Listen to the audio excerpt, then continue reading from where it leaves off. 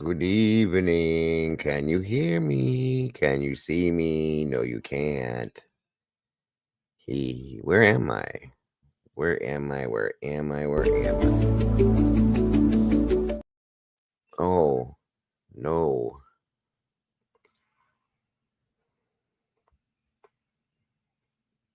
Where did Dago go?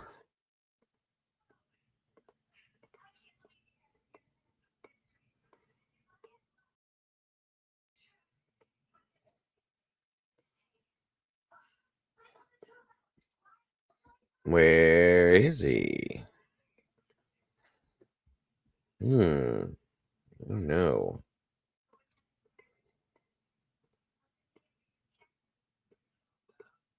We don't know, do we?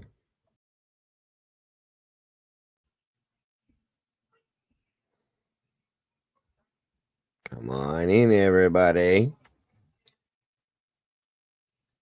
Find a seat.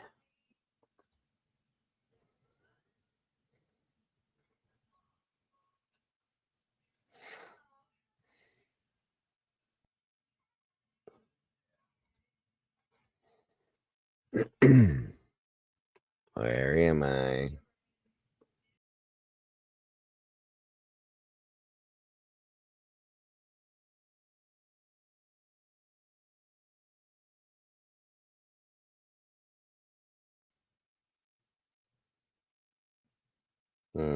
Where is a hello? Welcome, everybody.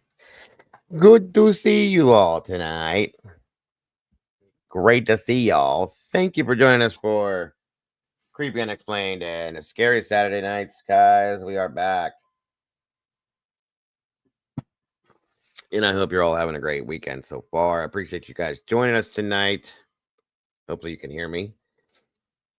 For this show tonight, guys, we're looking into a very strange situation.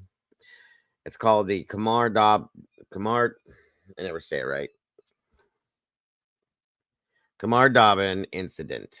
It's along the same lines as the Datlov Pass situation type thing, but way crazier. So yeah, welcome everybody. We got 21 peeps in the house tonight with 21 likes. You guys are rock stars, folks. Thank you. Excuse me. I'm not wearing no mask for you. I know, SRB. As soon as I saw you in here, I was like, no, I can't do that. I could have done that, and I may later. I don't know, but I got a black eye. That's my mask. Let's see who we got joining us tonight that wants to get a little bit of creepiness in their lives tonight. SRBBBBB and CLK Creations in the house. Welcome back to you, Miss Kim. Always an awesome pleasure to see you in here. Miss Allison White, welcome back to you as well. It's always great to see you as well. Let's see who else do we got in here. Miss Stormy's in the house tonight. Great to see you, Stormy. Thank you for being here. Mikey, hey Poppy, how you doing tonight, brother? Good to see you. Guys, it is Saturday. It's time to decompress a little bit from all the crazy stuff we've been doing. Idaho 4 and everything else we've been looking into. It'll strain your brain. Time to let go of some of that and do a little something different. Let's see. No, I didn't get into Tweezy, bro. Not yet. Hello, Miss Stormy. Let's see here. Miss Kim from CL Creations. James Moan. Thank you again for joining us, sir. Good to see you again. Let's see again. I want to thank our lovely and beautiful videographer, Miss Molly Drake, for putting together the intro to this and everything else she does on my intros and outros and sounds. And Miss Molly's amazing. So thank you, Molly, for everything you do for the channel. We love you and appreciate you so very much. And of course, Molly's got her own channel out there. We'll drop the link for that here shortly. Miss Brandy B, the OG's in the house. Good to see you, B. Thank you for being here. James Moan, I just said hello. Virginia Wolf, good to see you, brother. Eddie's back in the house tonight. One Maiden Nut, great to see you, brother. Thank you for being here. Miss Charlotte, hello, and thank you for stopping by. And good old goodness gracious, Dagburn. Johnny Gobbles, dead. Floozy Mama is in the house. Good to see you tonight again, and thank you for letting me say that. Welcome back, Miss Trish Crow. Great to see you tonight. Miss Bonnie Bailey, always a pleasure, my love. Great to see you. Great to have you here. I hope you're doing well tonight. Molly better get her little ace in here, especially if I just said all that about her. Come on now, Molly. This is your stuff. Come on down. Let me see. Of course, and don't forget our own little Mikey's channel too. The last 24, Mikey's been putting some stuffs out. Go check it out. Subscribe to it if you will, please, and thank you. You won't be disappointed. Thank you so much, Stormy and SRB, for putting that link in there. Appreciate that. Excuse me. Yes, Molly is beyond talented, guys. She really is. So very talented. And if you would, please make sure to like, subscribe, share, and hit the notification bell on this one, if you will, right here. Let's get us out there. Please and thank you. Thank you so much. I think I got everybody so far. Yes, yes. Thank you so very much, Miss Molly. We appreciate you so very much. And that goes to all my blue crew. Thank you guys so much for what you do. Appreciate y'all so very much. I couldn't do this without you guys. I couldn't. You know it. You know it. You know it. So I won't try it. And I appreciate that team of mine so very much. Again, you hear me say it every day, all day long. Thank you all for everything you do. Miss Tandy's in the house. Hello. Thank you for joining us. This one's not super scary per se, but it kind of is. Thinking about like what is going on with this one. Okay, that's my thought. Welcome back. Who did I just see? Under and over it. Welcome back to you, dear. Good to see you. It is Creepy Unexplained and Scary Saturday nights, guys. We take a little bit of a break from the true crime stuff on Saturdays. Do a little decompression from all the crazy stuff we look into and talk about all week long, and take a break from it and enjoy ourselves in this aspect of things. So thank you guys so much for joining us. We also do music streams every so often. My son joins me and we do a little DJ run, and sometimes we sing and play some instruments. It just is what it is, just to get a break from things. So that'll be coming up here again soon, very soon. One man, Angel D. Hello and good evening. Good to see you tonight. You better be right back, Miss Tandy. You better go get that tomboy and drag her behind in here too. Yellow to you, Miss Angel.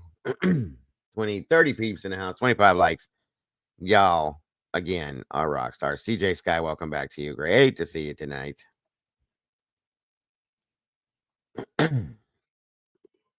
Under and over it. Share this out, everybody. Let them know what we're doing if you can, if you will, because I really appreciate that. There is Molly's link again, guys. You got to go check out some of the stuff she puts together over there. She's so very talented.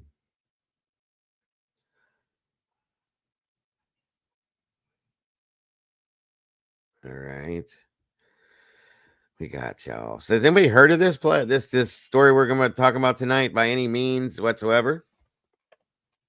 I know we probably heard of Dyatlov Pass, Donner Pass. Have you heard of the Khamar Daban? I don't know how it's pronounced. I'm getting there. She is. Good Lord, have mercy. Khamar Daban incident. I'm curious because this is a little different, guys. There's our Molly. Good golly almighty. Thank you for being here, dear.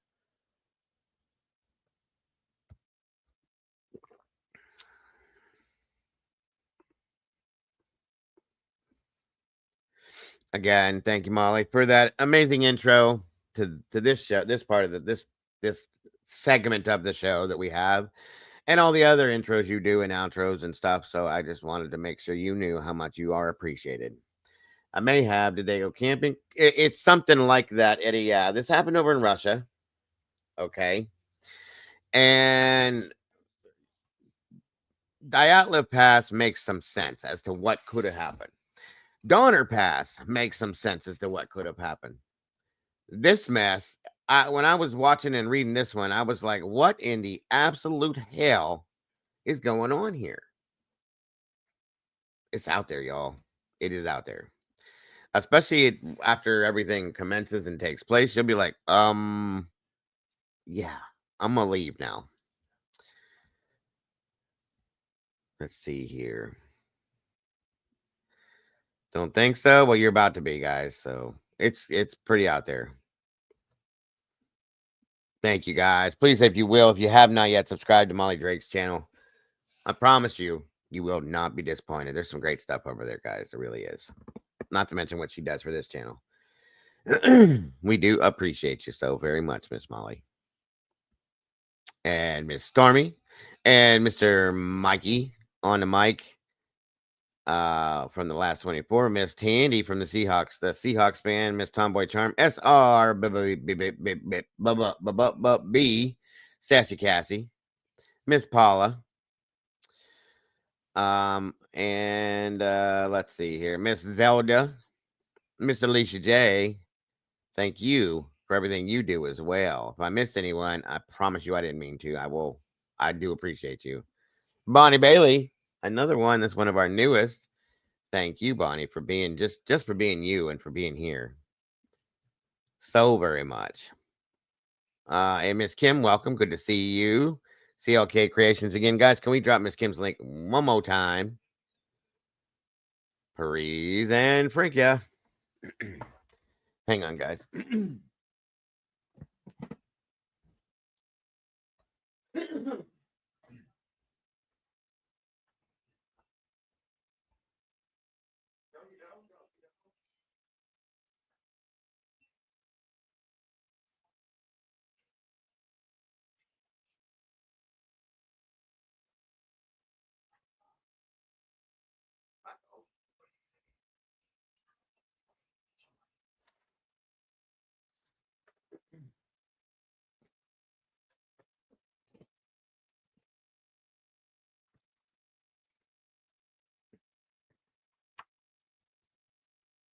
Thank you so very much, SRB. There's our Phil, the magnificent one. Welcome, Miss Phil. Good to see you tonight. No blushing, Miss Molly. You deserve that. 8 pounds, 5 will say. It is. It's one of the best. Absolute, in my opinion. Everything she's done for this channel is amazing. Phil. The intros, the outros, all of them. But Lacey's back in the house tonight. Good to see you tonight. Thank you for joining us, Phil.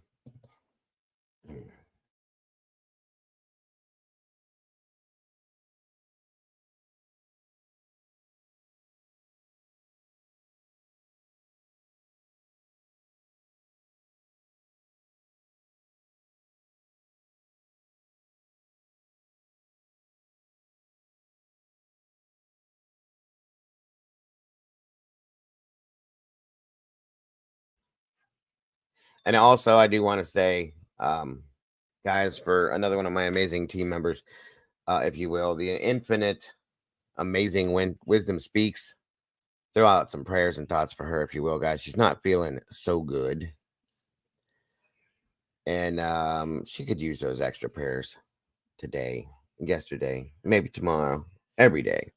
If you would, I appreciate it. Hopefully you guys can hear me now. I'm sorry. I'm bad with the mute button. All right, guys. We got 31 peeps in the house and 26 likes. We're getting there. So nobody's really heard of this one. I hadn't either. Don't feel bad. I hope you guys are down for this one. And this is a bit of a mind twist. I'll tell you that much. Like I said, it's not something I think will give you nightmares, but it's definitely something that'll make you go, yeah, I'm not going camping for a while. not at least not there. Pretty wild. It is pretty wild. Is Mama Bear in here somewhere? Welcome back, Miss Tandy. Where's that tomboy? Tell her to bring her behind in here. I know she's probably sewing. Well, yes, guys. We also want to make sure that we get everybody liking, loving, and hitting that like button for the Mama Bears channel. Under and over, it's great to see you again.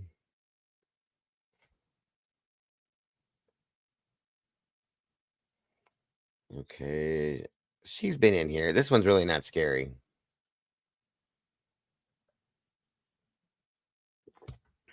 It's all good. It's all good. All right, guys. Let's see how many got. 36 peeps, 37 peeps. Probably about what we're going to get for this tonight. Let's see what we got going down. Again, make sure to hit the like button, share it out. Let everybody know what we be doing tonight. Let's see here. So. What are we doing? Where's it at? There's Mom Bears. Yes. Please be sure. Drop her link in here. Thank you, Under and Over. I appreciate you being here.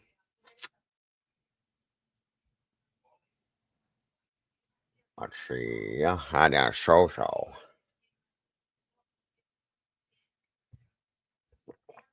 Gosh, y'all. This is such a strange situation here, guys.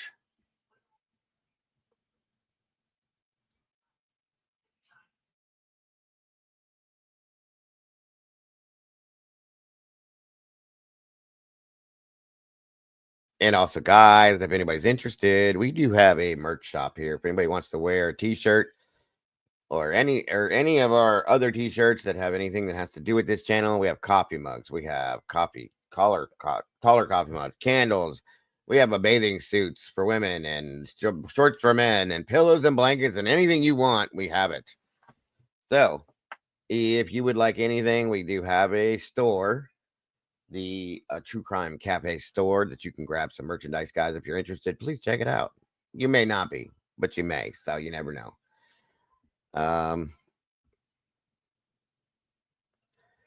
Yes, strange situation. Find that glove in Moscow crime scene. Yes, it was. Eddie, it was.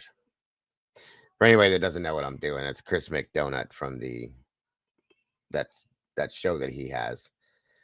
There's our link to the cafe shop, guys. Check it out if you will. And if anybody has any specific requests, I'm working on trying to figure out how these things work to make some other different things. There's quite a bit in there. You guys can go check it out. If you have any specific requests on certain things, let us know, and I will see what I can do to get it put together. The quality of the t-shirts and everything is very good. The hoodies and everything, we even have baseball style shirts, guys, and it's very good quality materials and washables and all that stuff. It's nice stuff. So check it out. If you will. Yes. It's the donut. Threw that freaking glove there. Yes, he did, Angel. Sean. No, well, I mean, I guess it could be Sean Connery too, James, but Chris McDonough from the interview room. I've always done that. I think it's hilarious. Somebody else used to do it and it caught on with me. Guys, if you're interested, please go check out and join our TikTok, please. Miss Brandy B takes that to the limit and does some really great stuff over there as well. Please and thank you. You got to see it. And of course, our Facebook that we have, Miss Wisdom Speaks, handles that, and she puts it all out there for everybody to enjoy. So thank you both for that. And so those are our great social medias there. And that's all we need, along with this awesome channel and this amazing community. It is. It is. Yes, it is. Thank you so much for that, SRB. I appreciate that. Yeah, she was. Reminds me of Jimmy Stewart, too, which I love. Jimmy Stewart, yeah. See. Or, what's his name? The other guy. Yeah, see? Yeah. You dirty rat. You killed my brother. I know. I'm a ding dong, like, dork, folks. I know that. When you've been drinking coffee all day, trying not to fall asleep, you got to do something to let it all out. So, excuse me. Yes, I'm a huge Jimmy Stewart fan. Love him in everything. Love him in everything he's been in. Thank you. There's the link to our Wisdom's channel. Please go check it out. Miss Wisdom does some amazing things for the missing indigenous, and then some. She's always putting out another case after another. And please support that in every aspect that you can. She does amazing things. That's the link, and I promise you, you'll be grateful that you subscribed and hit that notification bell once you do it. That is a promise. Right along with our Mikey and his channel too. Well, the way they made fun of... Oh, yeah, I know. My allergies. Yes, I'm saying I'm having the same problem. Yes, we definitely want our wisdom to feel better. Truth Seeker's in the house tonight. Welcome, Truth Seeker. Good to see you tonight.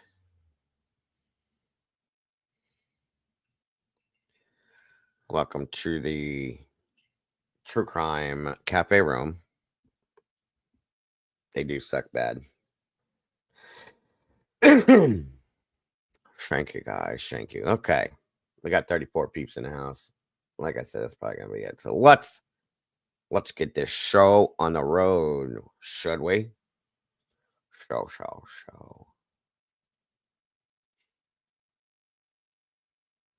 All right.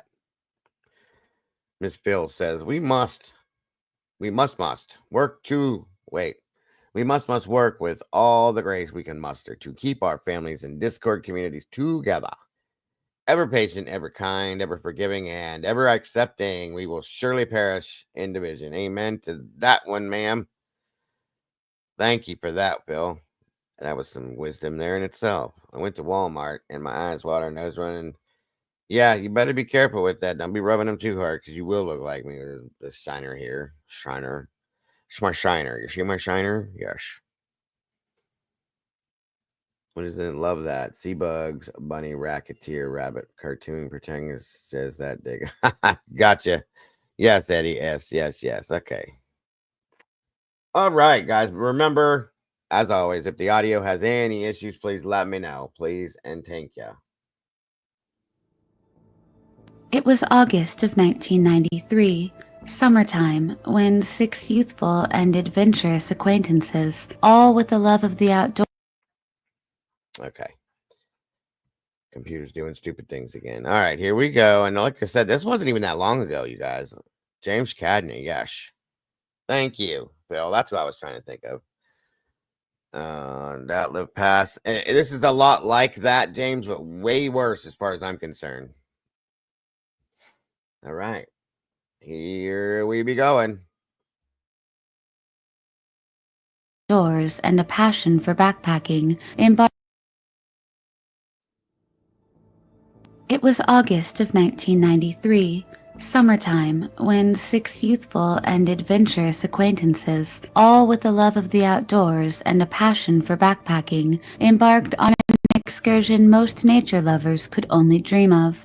But what started as a relatively easy hike soon turned deadly when sudden and unexplained symptoms mysteriously took the lives of 6 of the 7 group members.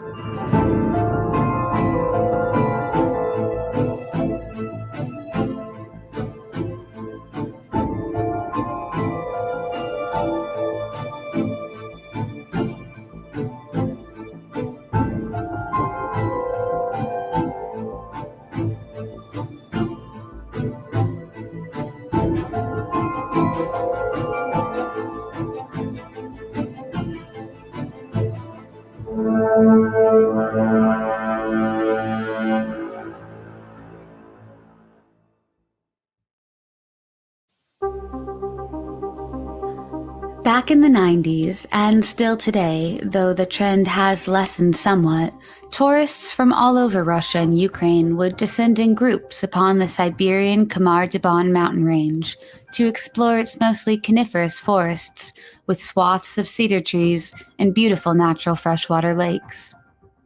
The mountain range wraps around the Pearl of Siberia, which holds about 20% of the world's fresh surface water, more water than all of the North American Great Lakes. Okay, hold on. Welcome, Sunday. The Doodle's in the house. Good to see you, Sunday. Thank you for joining us. If there's anybody else that popped in here I didn't see, I promise you I will catch up with you. McDumnut. Yes, that's his name. I'm sorry if I didn't. I didn't do it on purpose. I promise you. Virginia Wolf, good to see you. True Seeker. Okay, good. Welcome, everybody. Great to see you tonight. That was a rumor. Captain Jenks in the house. Good to see you, brother. Always a pleasure. Yes. It was a rumor that it was. I'm not 100% sure on that one, bro. But yeah, it could be. It could be. And again, real quick, I want to thank anybody that has chosen to support our channel via the Cash App, PayPal, or the Venmo. Lord knows we never ever expect it, guys, but it is so very, very much appreciated. It helps to keep us doing everything we do on a daily basis. So thank you again. All right, here we go. Lakes combined.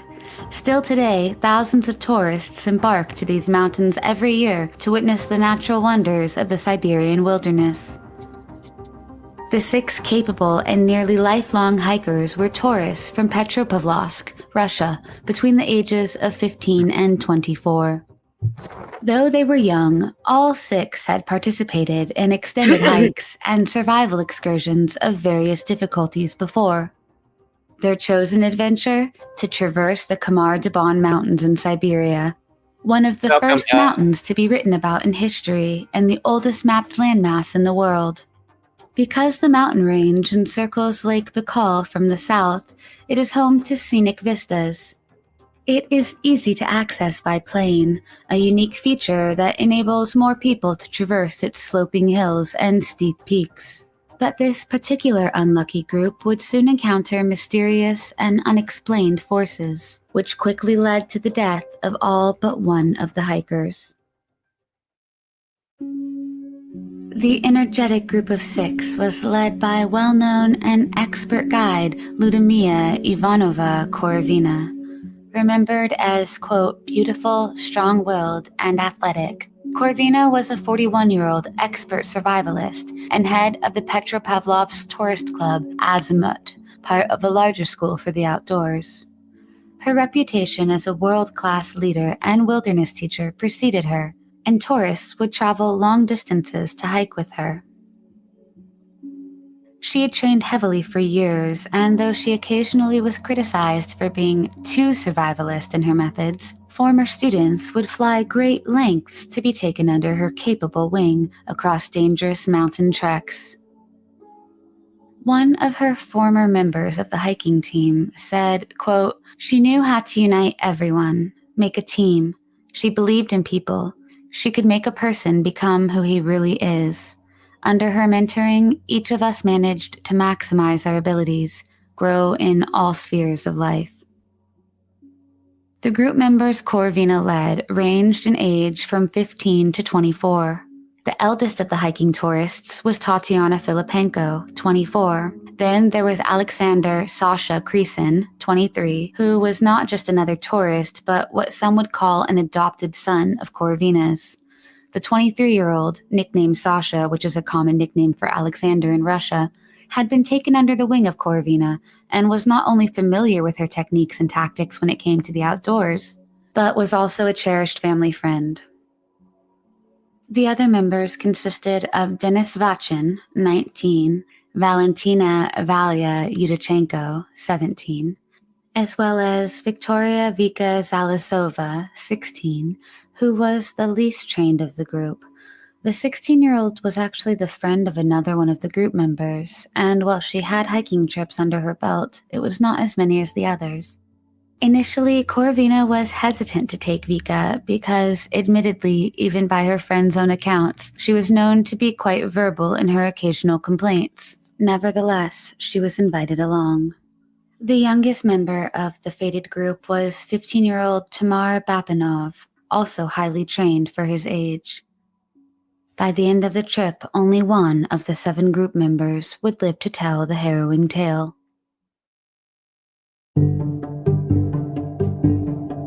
Victoria, Denis, Alexander, Tamir, Tatiana, Val, and their experienced leader, Korovina, departed around August 1st, though it may have been on the 2nd, as accounts with exact dates are varied. The group started their adventure from the village of Moreno. They made their way through the Langutai Gates Gorge, and eventually they got to the highest point of their trek and ascended the highest mountain in the range, called Kanulu. Then, the group started on the downward part of their journey. They passed the Antigua and Baija rivers and then hiked on to the watershed plateau. They reached this area on or around August 4th. By this time, the group had been traveling for many days, and reports say they covered over 70 kilometers of ground, nearly 44 miles of terrain, in what was classified as a level 3 trek. There are 5 hiking difficulty levels, so this particular route was challenging and not for the faint of heart, but also not the most difficult, or even the second most difficult, by far. They spent the day foraging, cutting, and drying goldenroot, a type of medicinal plant. They then stopped at the summit, which was in between the 2 peaks of Faliots which is about 2,204 meters high, and Tiliatranyas, which is about 2,310 meters high. At this point, the group was about 7,545 feet up in altitude. They made camp in what some say was an unexpected place. This ridge was a plateau, devoid of any cover or any natural shelter from the increasingly powerful wind. Those familiar with the location that the group stopped to rest at say it's almost Martian in its appearance. Rocks, dry grass, and the roaring wind was all there was in this sloped area, and many question why the group chose to camp in this location, instead of in the relatively nearby grove of trees, offering far more protection from the increasingly inclement weather, and located only 4 kilometers, about 2.5 miles away. Access to the much safer tree-covered environment would require that the group descend about 400 meters, a little over 1,300 feet, into the lower forest zone. Local rescuers say that there was also another option for the group to get dry and find shelter from the monstrous storm that was now descending upon the unexpected hikers. They could climb to the top of the closest mountain, where a special platform had been erected as an emergency shelter for tourists. At this location, there would have been dry firewood and a place to rest. It would be only 30 minutes to get to this point. However, for reasons unknown Welcome, to the Barrio. investigators, that area was not chosen Welcome, Be Real. by Corvina as a resting point, a decision which baffled many. Hindsight critics wonder why Corvina didn't attempt to make camp in the nearby grove of trees. Those familiar with Corvina's pedagogy speculate that she may have intentionally chosen the ridge as a resting place because she wanted to show the team how to survive in those types of conditions. However, there is a far sadder and more complex theory. Some wonder if the reason they stopped in such an open and barren landscape with no cover was because deviating would have taken them further off of the designated path where Corvina was to meet up with another hiking group, and that deviation. Welcome, Moon Lover. And anybody else that might be out there lurking, welcome. It's great to have you guys here tonight. I appreciate you all so much for joining us for Creepy, Unexplained, and Scary Saturday nights as we decompress. Get a little creepy tonight. Thank you guys for being here. From the planned route may have delayed them reaching their set meeting point and meeting up with the group. Corvina was actually helping 2 groups plan their hike simultaneously, a semi-regular occurrence on long backpacking trips in the region. This particular hike was actually going to be part of a multi-group hike that would culminate in the hikers meeting up with each other at strategic points. In what could only be described as a cruel coincidence, Corvina's own daughter was actually the leader of the other hiking group, the group that Corvina was planning on meeting up with. Although the 2 group leaders did not have walkie-talkies, they had approximately 4 intersections on the hiking trail where they were planning on meeting up with the other hiking group. These certain points they believed sufficient in keeping up the line of communication if something were to go wrong. Like mother, like daughter, both women were highly experienced, and their goal was to have each of their groups intersect to meet up and hike the remaining miles together in what would have been a mother-daughter adventure not soon forgotten. Instead of meeting up with her mother, though, figuring that the weather had disrupted their plans, Corvina's daughter and their hiking group continued on, and the 16-year-old flew back to her hometown of Kazakhstan not knowing that her mother had passed away in the very vicinity and the same time that she was hiking. The area the hikers were traversing was more of a dome than a steep peak, and being that it was summertime, the weather conditions were predicted to be mild. Unfortunately, despite the fact that Corvina had studiously checked the weather conditions and projections prior to departure, the group was greeted on their third day by freezing rain and light snowfall. Unbeknownst to them, a Mongolian cyclone had descended upon the Irkutsk region on August 3rd, which was contrary to the previous weather projections that Corvina had received. The formation of the shockingly strong surface winds caused by the passage of a cyclonic cold front took the hikers by surprise, and by nightfall the wind had become terroristic and oppressive in its unyielding nature. Their trek took them on the border of two climate zones, the West Siberian Plains and Mongolia, to the south of Lake Baikal, and in both zones the weather phenomenon of cyclogenesis can be created. This summertime event was unexpected based on forecasts, but not rare for the region. Because of the lack of internet technology at the time, the exact temperatures for that day are unknown. While publicly accessible weather histories of the Irkutsk region only go back as far as 1999, a look at the average temperatures historically show no instances of extreme cold in the month of August. Data for the Irkutsk region state that the average low is only 11 degrees Celsius, and the average high is around 21 degrees Celsius. This means that historically the region did not get below 50 degrees Fahrenheit. However warm the temperature was forecasted to be, the group was prepared for rain in general, as the region averaged 15 days of rain in the month of August, with Siberia experiencing the most rain in the summer months. So, while the cyclone was unexpected in its ferocity, the group was prepared to encounter rain overall and did indeed have the proper supplies and clothing.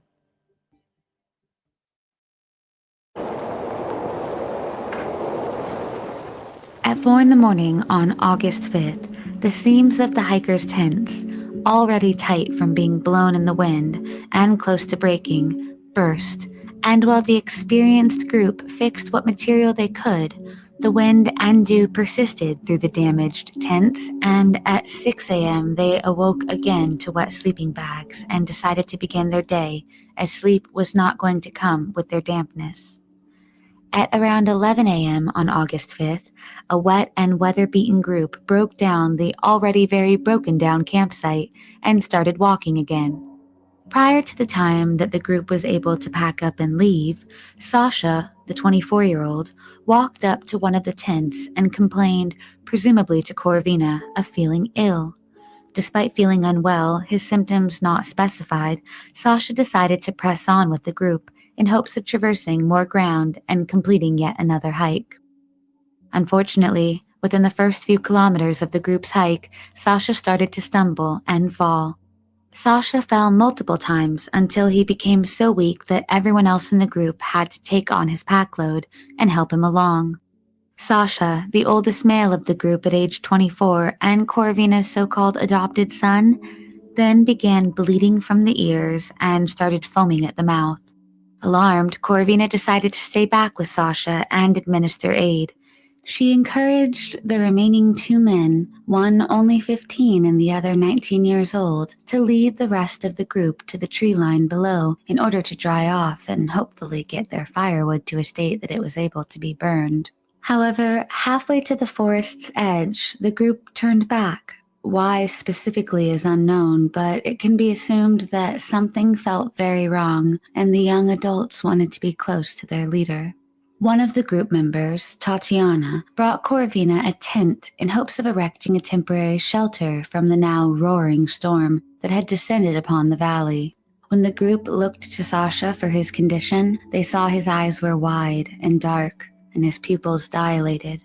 When Tatiana tried to get the now unresponsive Sasha moved under a tent to partially protect him from the oppressive wind, Val tried to help her, but Corvina told them both to stop what they were doing and go straight to the trees and seek shelter.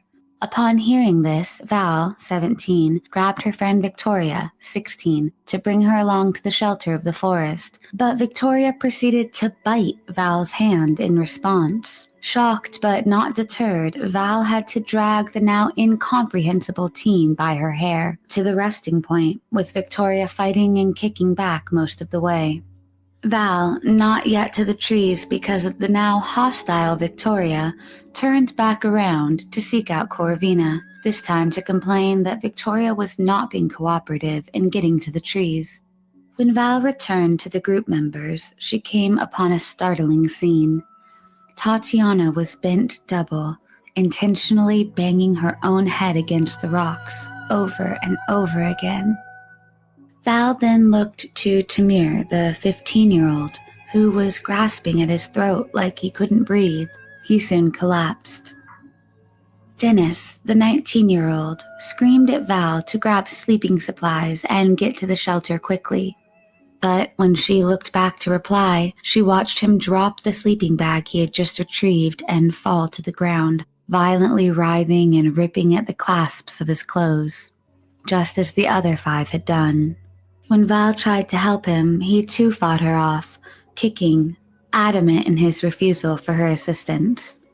Bleeding profusely from the ears and foaming at the mouth, 6 of the 7 members of the group had now descended into what could only be described as madness, witnessed only by one unscathed and uncertain 17-year-old. Some of the group members were hiding behind rocks. One had slunk into their sleeping bag, panic-stricken. Others ran around aimlessly. Val stood helpless as the whole group writhed on the floor, banging their heads against the rocks and the ground, and ripping and tearing at their clothes. Some of the members, now in partial states of undress, gradually stopped moving, while others continued to shake and move about. Knowing she was incapable of helping more than she already had, Val grabbed enough supplies to temporarily survive the storm and headed to the tree line. There she made enough of an awning underneath the cover of a stone to keep the wind at bay, and eventually she fell into a not-so-restful sleep. The next morning, after the storm had passed, Val went back to investigate her groupmate's condition. She found that at least 5 of the 6 group members had passed away in the night.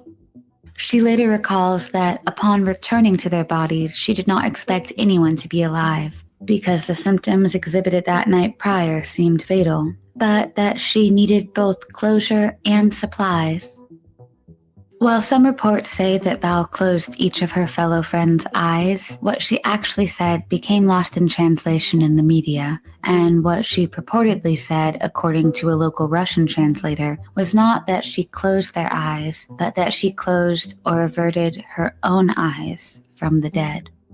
Some sources say that at this point, the morning after the mass psychosis exhibited by the group, that the group leader, Corvina, was still alive and able to feebly give Val directions on how to escape the mountains. But this is not repeated in other sources, so that detail is still in debate.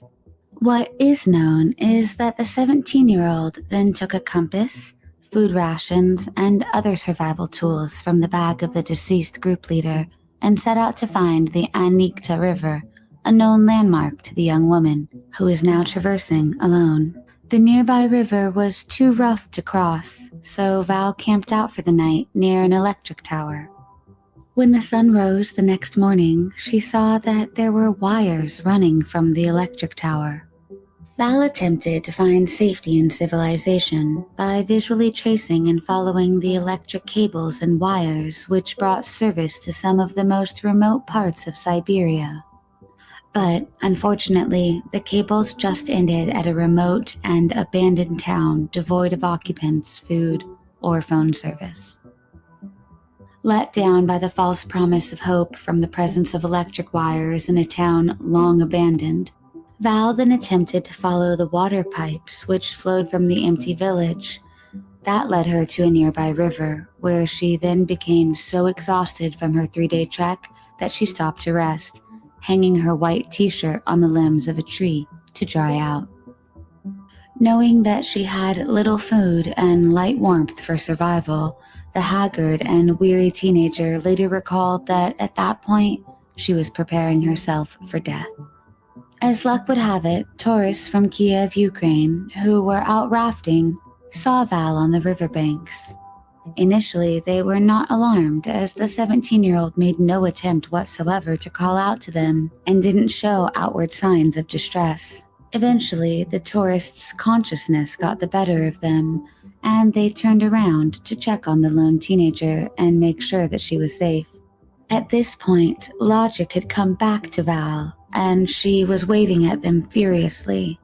Upon their approach, she rushed at them, crying that people were dead and she was scared. She was taken by the concerned tourists to a local hospital, and authorities were contacted. After her initial outcry, she clammed up and became almost catatonic once safe in the hospital. This type of reaction is common for someone who has just exerted a high amount of adrenaline for an extended period of time. At the hospital, Val was at first reticent to share her story with the investigators, but eventually, some of the details came out, however murky. These details, given by Val, and the recollections of her rescue and outcry to the tourists, were the only ones that the media had access to, and some of the only immediate accounts of the incident. For this reason, some details may have been slightly altered, or possibly lost in translation. The bodies of the 6 group members had to remain alone for weeks, visited only by scavengers, until August 26th, although some reports say it was the 21st, because the mountains were far too windy and dangerous to find and recover the bodies safely. Members of the search and rescue party sent to the scene of the incident by helicopter recall that the bodies were paired off in smaller groups, scattered across 40 to 50 meters of ground. The 6 hikers, previously young, strong, virulent, and full of life, were now reduced to bloated and swollen corpses, with death-imprinted grimaces on their faces and in partial states of undress of their many layers, with some only wearing their thin, full-bodied undergarments.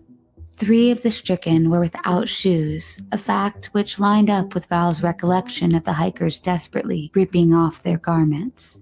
Workers recall that Korovina was lying on top of Sasha, possibly in one last act of protection. Rescue workers recall that scavengers had eaten their eyes and tongues, as the soft tissue is a common target after death.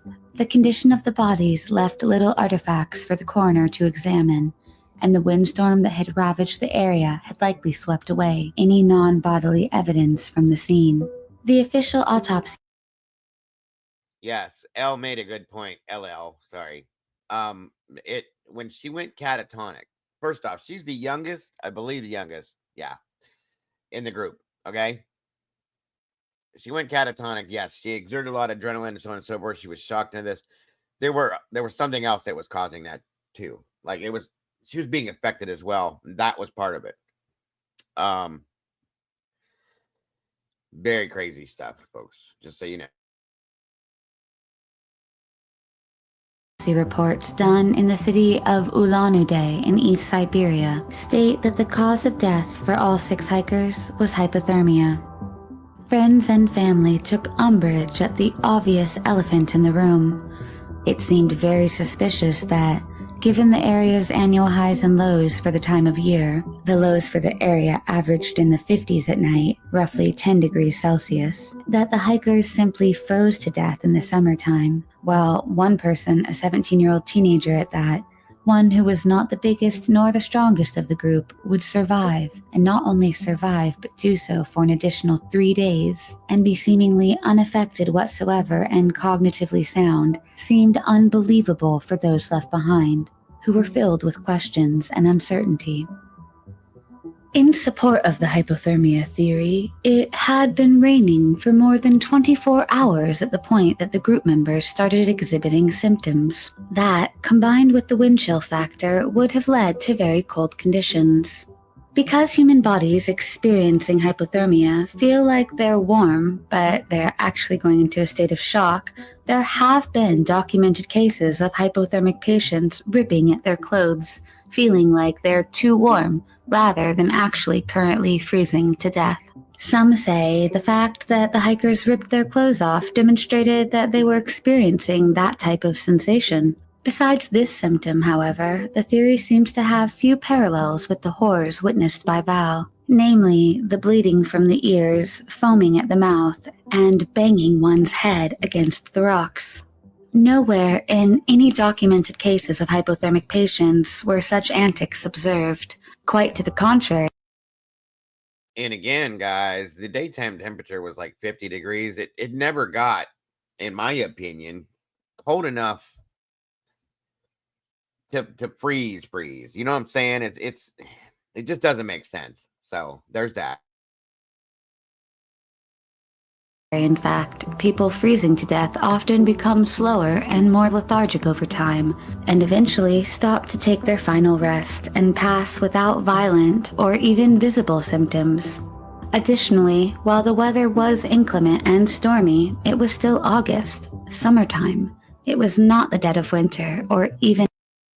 And that's what I'm saying. With the rain coming down, when the temperature dropped, I think the lowest it got, I think they said was like 50. Okay, you're not gonna freeze from that. Not like that. No way in hell. It wasn't elevation sickness. That because I looked into that too, James. That was not it at all. When they did the autopsies, they said each and every one of them died from hypothermia. I don't understand it. It's crazy.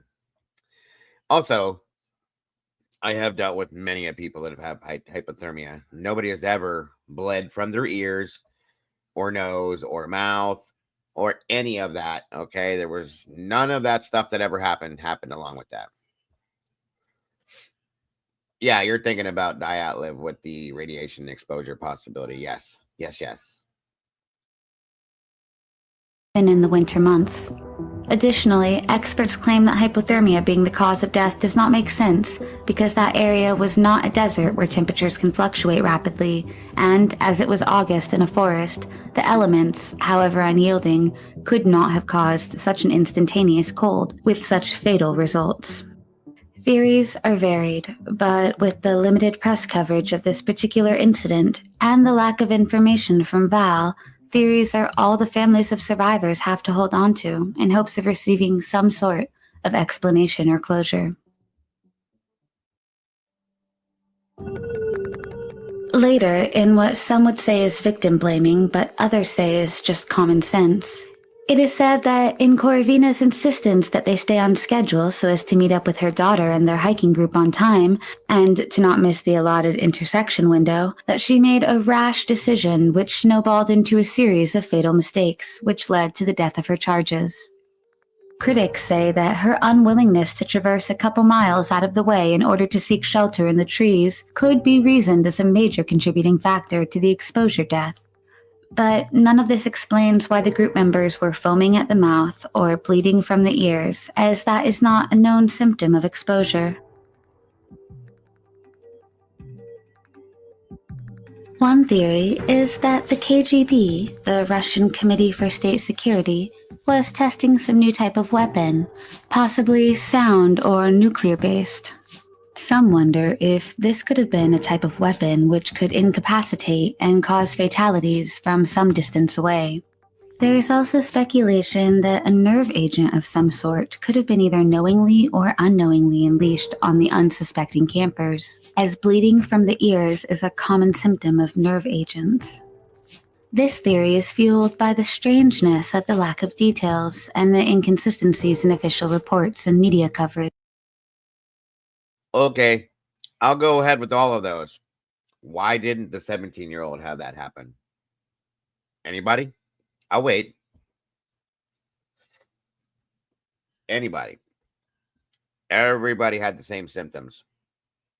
Not only did she not have those symptoms, but she survived the whole thing. I'm curious. Just saying. This conspiracy speculates that Val, as the only witness to the hypothetical government activities, was paid off, and that is the reasoning behind her decision to move far away, and her reluctance to discuss the matter. This type of hypothetical weapon, however, doesn't explain why Val was unharmed in the supposed testing, and this theory is more based on conspiracy rather than any concrete evidence.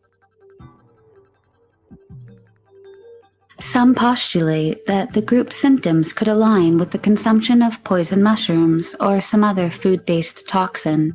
Others wonder if their water was contaminated.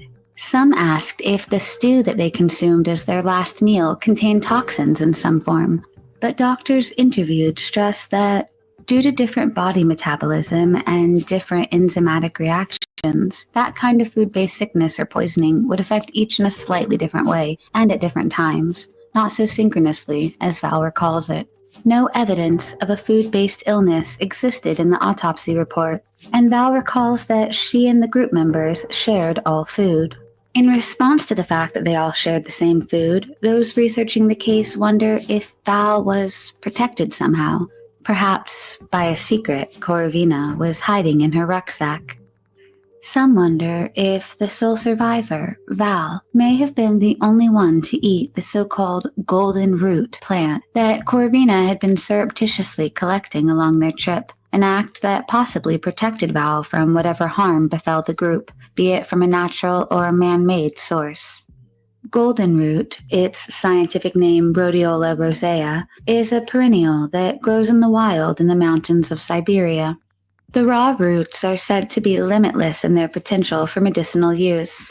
In the early 50s, Russian scientists classified golden root as a, quote, adaptogen because it has the potential to create a bodily resistance to certain toxins and supports one's adaptation to various stressors that might befall the taker. The golden root also contains a chemical called sildenafil. Sildenafil is the active ingredient in the ED drug Viagra. For this reason, the root has a high resale value, especially in remote areas without access to prescription drugs. Golden root has an incredibly slow pattern of growth and only has the potential to help people medicinally when fully matured, after nearly 12 years of growth. This long growing period and the root's presence in limited regions makes fully grown golden roots highly valuable and sought after. Rescue workers found a bag of these roots, and some say that this amount shows that Corvina took more than needed, ostensibly to sell for profit. While some theorize that the consumption of this root was beneficial to Val in that it possibly saved her life, others wonder if the plant was actually the root of all their problems. Those indigenous to the area believe that the golden root has mystical properties, and Siberian folklore states that those who take more than they need for just personal consumption will be spiritually punished. Due to a lack of access to official statements, it is unknown whether Val actually consumed the roots, and if they aided her somehow. Was there another death on the mountain?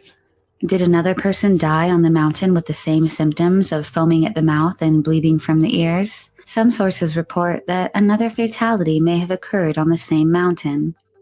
But no more information is given, and coverage is not only suspiciously light on the actual group's incident, but also in Russian and therefore translated through Google Translate by those who wish to research the incident decades later. Friends of Corvina admit that while Corvina could be extreme in her approach to survivalism, employing tactics that would help the group if they ever encountered an emergency situation, those close to her say that Corvina never took outdoor education to the extreme that her charges would be in danger. A Russian media source initially claimed that the group was food insecure, claiming that the presence of a single soup can and a small tin of meat left at the campsite shows that the group was running on empty, though most unlikely. The medical examiner considered it because of the absence of insulin in postmortem blood samples of the victims. The only other medical reason that could explain this lack of glucose in the blood of the deceased, however, would be similar to a diabetic-like type of insulin resistance, but how that could have affected an entire group is unknown. The first issue with the theory that the group was experiencing the effects of malnutrition is that the media source was basing their assumptions on the presence or lack thereof of food waste at the campsite. But those in the backpacking community understand that the best and most respectful hikers always pack out their trash so as to avoid contaminating the area. And because the scene of the incident was not sealed nor protected from the elements for many weeks, it's possible that scavengers and the weather took what remained of the group's food rations and waste. Moreover, it's only logical to think that even if the group was malnourished, they would have slowly wasted away and would not have gone wild, banging their heads against the rocks and bleeding from the ears. No publications on those types of symptoms occurring in the actions of those who have starved to death exist, as mania and orifice bleeding are not symptoms of starvation. For this reason, the theory of malnutrition is not one taken seriously, and mostly originated in the original Russian media write-ups that relied heavily on secondhand information of the search group, and not from Val herself. This reliance on secondhand information caused the media to make sweeping assumptions without ever knowing the history of Korovina or her skill sets and methodology.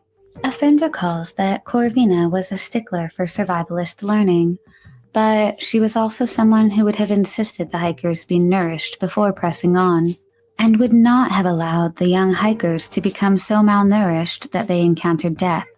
Many speak of the professionalism of Korovina, as she was all about triple-checking the supplies. Val, the survivor of the group, says that they planned to have enough food to consume 2,400 calories a day, and that food was not a factor in their untimely demise.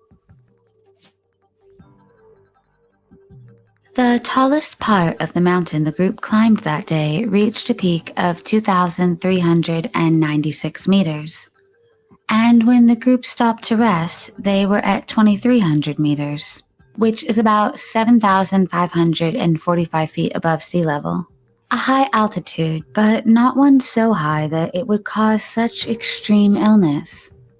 For comparison purposes, the lodge at Heavenly in South Lake Tahoe, a common respite for people of all health and ability levels, as well as by families with children, has a base altitude of around 2,000 meters, 6,000 feet, and peaks just above 3,068 meters, or around 10,000 feet.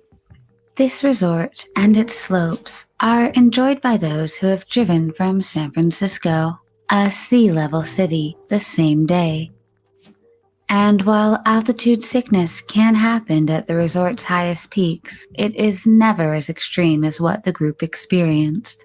Moreover, in the South Lake Tahoe Lodge, at the base level of the resort where the hotel is located, which is an almost exact altitude to what the stricken hikers were experiencing, altitude sickness is almost unheard of. And when it manifests itself, it's usually in the form of a headache or light nausea, remedied often by only water.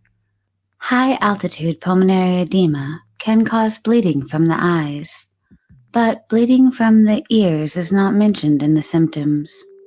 Moreover, high-altitude pulmonary edema, or cerebral edema, often causes symptoms closer to drunkenness. Also, guys, they didn't mention this. When the search team found them, they were all miscontorted, the way they were found, twisted and bent, twisted backwards, like we've seen, like the crab walk type style movements. They were miscontorted in positionings that bodies don't turn into. Okay, all of them laying in the places they were found, twisted and bent, and it, like, yeah, what is that? Okay, that don't come along with all that other stuff. Just saying, so you guys get it. That was part of it too. Worse than that, LL. Yeah. Yes, but worse. From the way I read in the article, it was explained. Thank you, SRB. Rather than rage, violence, or panic. Well, the hiker's hometown of Petropavlovsk is only 150 meters, roughly 500 feet above sea level. The hikers had almost a week to acclimate to the increased altitude. So the claims that they could have been sickened with extreme altitude poisoning. No, Val had absolutely nothing to do with it. Like I said, she was a child. She was the youngest. Nothing. It wasn't her. Not at all. Poisoning is doubted by many. Additionally, altitude sickness affects everybody differently, depending on many factors. So the fact that all of the group members went mad and were sickened at relatively the same time is not conducive to altitude sickness. Many believe the lack of correlation with the known symptoms of altitude sickness and the data of the hikers' trek upwards show that a force other than the altitude was responsible for the death of 6 previously joyous adventurers. What many believe to be the most logical and explanatory theory, while still not completely perfect in its explanation, lies in the hidden and largely untapped power of sound as a weapon. Some wonder if the Mongolian cyclone which overtook the area was actually an anticyclone. Well, a cyclone is a system of winds which rotate around a center of low atmospheric pressure. An anticyclone is a system of winds which rotate around a high atmospheric pressure, with varied results. Some theorize that this particular anticyclone caused such an intense wind that magnetic vibrations began to descend upon the hikers.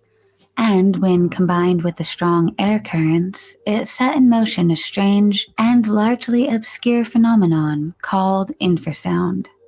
While sound has been publicly investigated as a weapon of war from as early as 1957, but most likely far before that in sealed military research, this particular instance of infrasound is hypothesized to have been created by the wind, and that the wind created such a low noise that it became unsettling and possibly fatal. According to one article, the large boulders present on the ridge that the hikers stopped to rest on, when hit with unusually strong winds at a certain angle, can become a, quote, infrasonic generator of enormous power, which causes a person to experience a state of panic and unaccountable horror. Because airborne sound of sufficient intensity enters the body by direct absorption, and in turn stimulates the non-auditory tissue, infrasound can produce physiological effects, essentially similar to a whole-body seizure. This low-frequency noise can be perceived by the brain but not by the ears on a conscious level. When exposed to these types of sounds, the human body has the potential to react to a noise of which it does not actually realize it is hearing. Such a sensation can lead to strange feelings of terror and panic, similar to what Val recalls witnessing. Experts researching infrasound for military-grade weapons explain that the high-intensity acoustic energy can have a myriad of consequences. It can affect one's hearing, either temporarily or permanently. It can cause increases in the heart rate and blood pressure, as well as pain, vertigo, nausea, and vomiting. According to scientists looking at infrasound as a weapon, the most dangerous frequency of sound for the brain to experience is one that mirrors the, quote, median alpha rhythm frequencies of the brain, which is 7 Hz. The article goes on to state that the reason for the high level of danger associated with this incredibly low frequency is that 7 Hz is also the resonant frequency of the body's own organs. So this sound can directly affect the human central nervous system. Current literature on the subject says that exposure to low-frequency acoustic energy could result in disorientation, and with that, an understandable amount of panic and anxiety. Along with those common symptoms, more physical responses to this low frequency of below 7 Hz sound has been experienced with more side effects such as bowel spasms, nausea, vomiting, collapsed lungs, and even, when exposed to the sound long enough, organ rupture and death. Restlessness and confused speech was present in the 6 victims, according to Val, along with disorientation and anxiety. But notably missing from the slew of symptoms of infrasound is the bleeding from the ears. The effects of infrasound at high altitudes has also not been explored because the mechanisms of such scientific inquiry are complicated. As many would say, inflicting such sounds on those animals closest to humans for scientific purposes is unnecessarily cruel. As human test subjects are not queuing up to be exposed to such damaging sensations, and at a high altitude to boot, our knowledge of the intricacies of infrasound are limited at best, and therefore there could be symptoms to which we are not privy. Because each human brain and nervous system is unique in its capabilities and perceptions, not everyone is affected by infrasound in the same ways, which could be why Val was not a victim. Her age, gender, and bodily capabilities may have precluded her from such forces and symptoms. Because sound affects different people in different ways, this could be the reason that Sasha started to get sick first, and that the others followed shortly after. Perhaps Sasha was more affected by the frequency due to his age and gender. He was the oldest male on the trip. Speculation is all that remains of this tragedy, as it is considered a closed case due to the coroner's contention that the deaths were caused by hypothermia. For now, at least, the friends and families of these 6 beloved explorers will continue to wonder what unexpected fate befell them. Even years later, Val refuses to discuss the tragedy with reporters, saying once in a response to a request for an interview, quote, "Do you think I want to remember this nightmare? I had to leave, change my whole life. I don't want to remember it."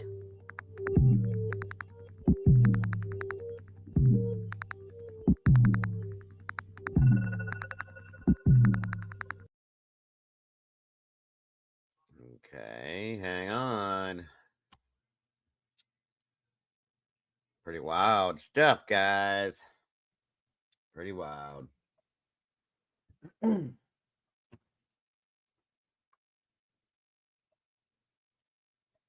Hang on.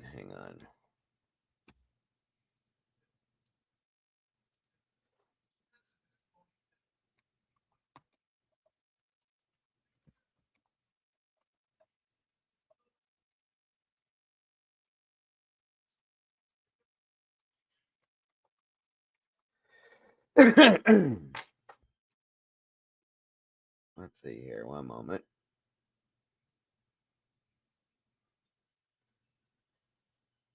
I always try to give you guys more than one situation with these things. And hold on.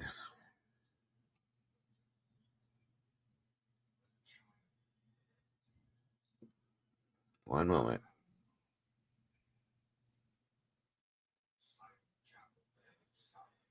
Okay. Now this is the other side to this. Hold on.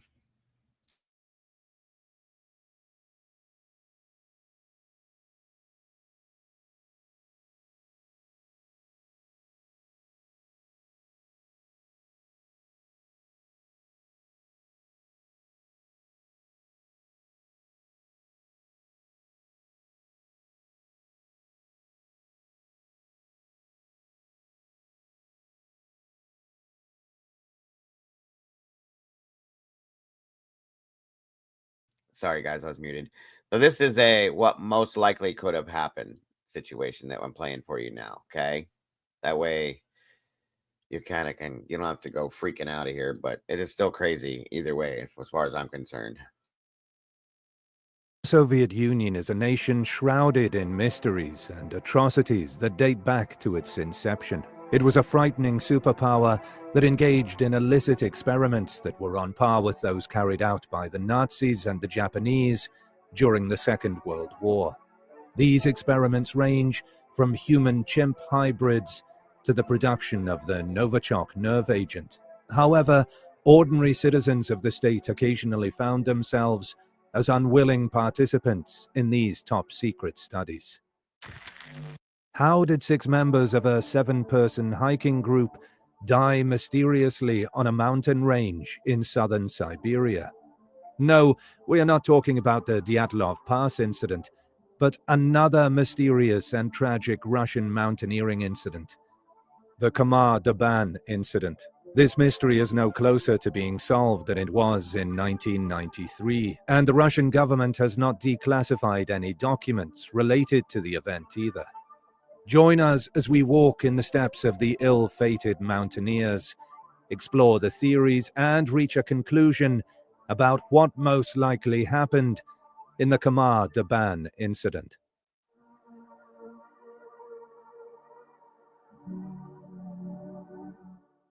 Peers and pupils referred to 41-year-old Lyudmila Korovina as a master because she was an experienced hiking instructor and survivalist. She was renowned for her tough love approach to her pupils and frequently pushed them to perform at their best. This tough love paid off, as all her pupils described her as an excellent instructor who instilled a sense of confidence and essential hiking skills in them. In the summer of 1993... So again, a lot like normal, guys. I usually will give you guys a couple versions of something just to be able to get everything out of it. Now, this one, you're going to see some of the same stuff we saw. But this also will give you the what most likely could have happened type scenarios with this. That way you guys don't leave out of here completely and totally like, you know what I mean? So... and it does usually have a little extra added things in that the other one didn't. So Korovina scheduled a hike in the Khamar Daban mountain range with 6 students. She was intimately acquainted with the area, a popular tourist destination and a secure... yes, this and Dyatlov Pass were both Russian incidents. The Dyatlov Pass one was a little bit different. Those people ate each other. Okay.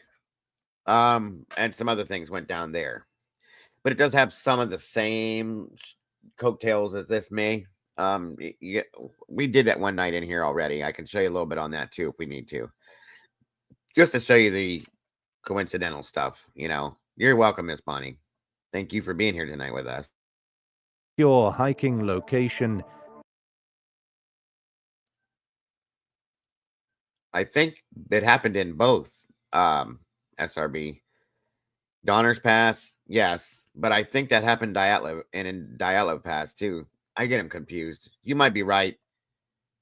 You probably are. I'll have to look into it. When I do, it'll tell us. So anyway, I'll pull up the points to it, not the whole thing, but the points to it.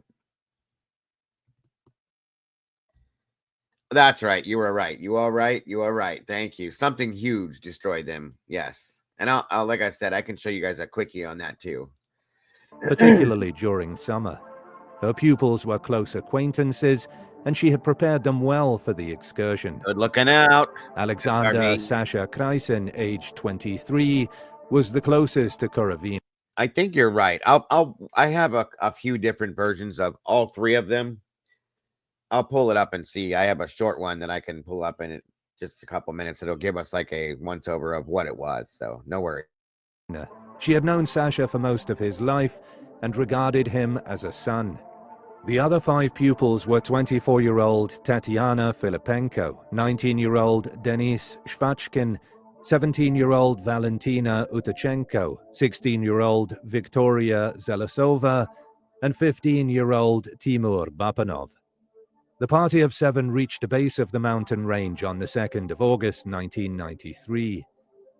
The weather forecast for the day was ideal and promised clear, sunny skies. Korovina and her pupils were one of 3 hiking groups in the area. Natalia, Korovina's daughter, led one of the other groups. The 2 parties planned to meet on the 5th of August when their respective hiking routes intersected. All 6 students had been preparing and anticipating this excursion for months and excitedly made their way up the mountain.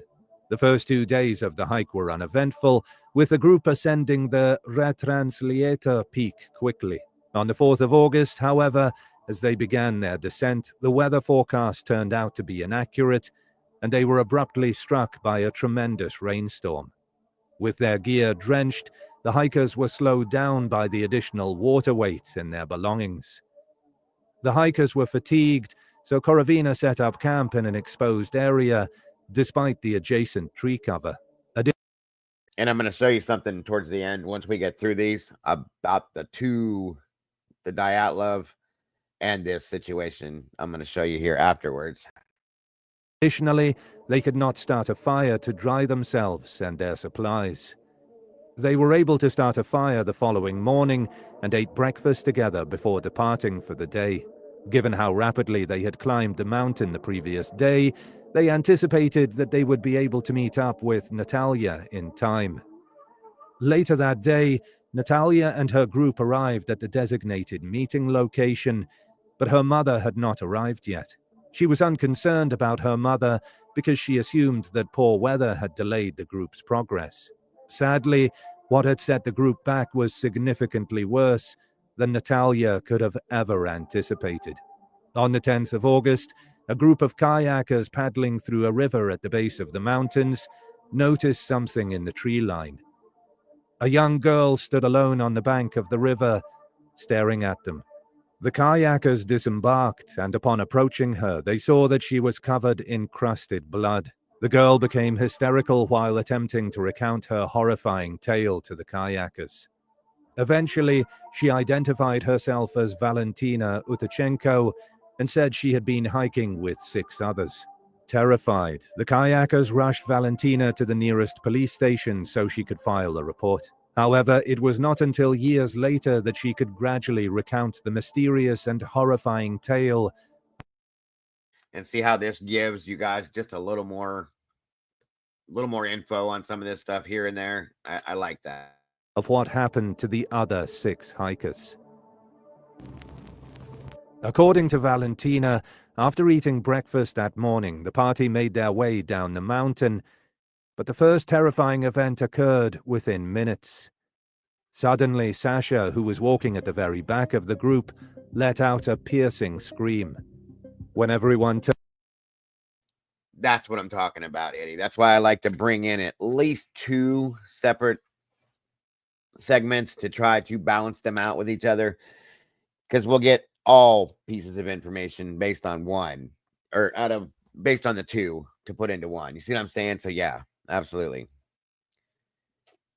turned to see why, they saw he was hemorrhaging from his eyes, ears, and mouth. He collapsed to the ground in convulsions before becoming still. Korovina rushed to him and instructed the remainder of the party to continue walking. She was in utter shock as she struggled in vain to bring Sasha back to consciousness.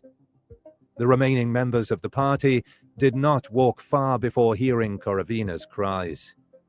As they turned and dashed towards her, they saw she was experiencing the same symptoms as Sasha. Her eyes and nose were dripping with blood, and her mouth was foaming. She convulsed violently before collapsing onto Sasha. Tatiana, who had reached Korovina first, was the next to collapse, clutching her throat as if she could not breathe. She inched her way over to a nearby rock and smashed her head against it until she was rendered unconscious. Timur and Victoria both ran away, while Denise hid behind a boulder. Valentina was paralyzed with shock as she witnessed 3 of her friends die within minutes. Victoria and Timur both collapsed while running and died in a similar manner to the rest, vomiting blood and gripping at their own throats while ripping off their clothing. Upon realizing they were the only ones left, Valentina and Denise sprinted to one another and ran away from the area where their friends had unexpectedly and inexplicably died. However, it was not long before Denise also collapsed into violent convulsions. Valentina fled in fear for her life, leaving the corpses of her fellow travelers behind. Her only supplies were a tent and the clothes on her back. Valentina hurried down the mountain until she knew she was far from the horrors she had just witnessed. Under tree... That's how I took it too, SRB. Like, they got to a certain point and then they hit like an invisible wall of something that provoked all this. That's how I took it too. Bill, have you ever heard about the martyr? The White Rose German youth anti-SS underground. She and her brother beheaded. Yes, I have, Phil. Yes, I have. Exactly, SRB. Cover, she set up the shelter for the night and fell asleep. Valentina realized upon awakening that she would need supplies to survive alone in the wilderness. To retrieve them, she would have to confront the trauma of returning to the site of her friends' deaths. Realizing she had no other option, Valentina retraced her steps back up the mountain. When she arrived at the scene, she saw that none of the bodies had moved from where they had fallen. Valentina quickly grabbed the supplies she needed from their bodies and followed the power lines back to civilization. She followed the power lines down the mountain for 4 days, hoping that someone would find her, until she discovered a river and began to follow it. At the end of the 4th day, the kayaker spotted her and brought her to safety. Despite the police report, no official search was conducted until the 24th of August. Since Valentina had not yet provided her account of the events, it took 2 days for helicopters to locate the bodies. Except for Karavina, who died of a heart attack, the autopsies concluded that all the victims died from hypothermia. They all had indications of bruised lungs, and a protein deficiency due to malnutrition was listed as a contributing factor to their deaths. The deaths were deemed accidental by authorities. Compared to Valentina's testimony, this ruling was unusual, and it appeared there was some type of cover-up.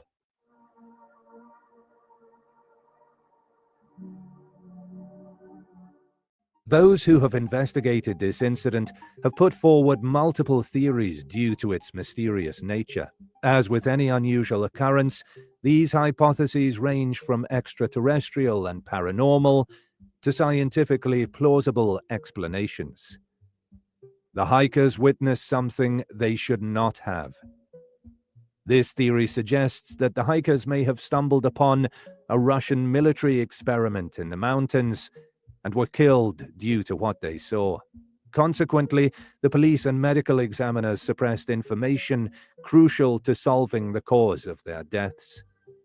The group deviated from the region's typical route, so it is conceivable that this deviation led them to a group of experimenters unprepared for visitors. Despite this hypothesis has 2 major flaws: the location where the hikers died and Valentina's survival. The Khamar Daban Mountains are a popular tourist destination in the summer, with numerous tourist groups passing through at any moment. Siberia provides innumerable locations for secrecy, so it would be odd for a top-secret experiment to be conducted in a public location during the tourist season. In addition, the mountain region where the hikers died was an open area that could be seen from the air and higher ground.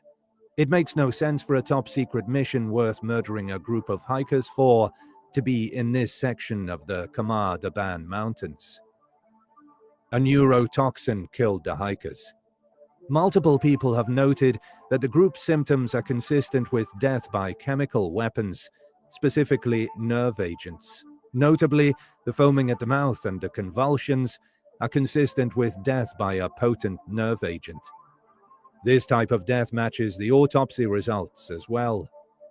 Since nerve agents can induce respiratory distress, bruising of the lungs can indicate mortality caused by nerve gas. It is possible that nerve agents caused Yeah, okay. If that's the case, then why didn't Valentina die? Why didn't she have that problem? Thank you. Karavina's cardiac arrest, which would make sense given the circumstances of her death. Even if they were exposed to a nerve toxin, the other climbers' cause of death may have been hypothermia, as they may have been rendered comatose or lapsed into a coma before dying of exposure.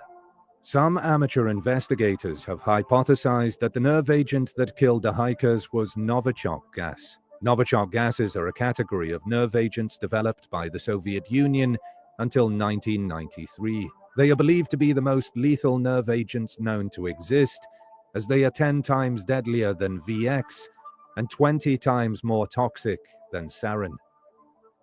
Novichok nerve agents were reportedly tested near the Khamar Daban region, and like what the hikers experienced, exposure to this substance causes rapid death rates. This theory also contains a few gaping logical flaws. How did Valentina make it through the ordeal? She was present when her colleagues died and even returned to the scene without experiencing the same fate. The second flaw in this theory is where the gas came from if no one was around to release it. But could there be more credence to this theory? Keep watching and we'll tell you more. Valentina's account was inaccurate. When someone undergoes a traumatic experience, they frequently incorrectly recall specific details, especially when recounting the event years later, as Valentina did. Due to no fault of her own, she may have exaggerated certain aspects of the narrative. Extensive and alarming research has been conducted regarding the weakness of eyewitness accounts. The unquestioning approval of eyewitness accounts may originate from a common misunderstanding of how memory functions. Many people believe that human memory functions like a video recorder. The mind records events and then, on command, plays back an exact replica of them. In contrast, psychologists have discovered that each time we recall a memory, it is reconstructed rather than replayed. Did Valentina inadvertently cherry-pick details and piece them together to create an inaccurate account? Yes, ma'am. Water contamination. This theory proposes that the hikers ingested toxins in their water after the rainstorm transported these toxins to the area. Lake Baikal, situated atop the mountains, is a notorious hazardous waste repository. If this waste had been carried downstream and into the water, the hikers could have accidentally consumed lethal contaminants in their breakfasts. The pollutants may have been a water-soluble nerve agent, consistent with the theory of nerve agents. Valentina may have survived by consuming less water or obtaining water. Absolutely. A good point, LL. Increased interstitial pressure can cause tissue damage and protein loss. Some kind of rapid pressure change, but what from? How about that? Water from an alternative source to the other hikers.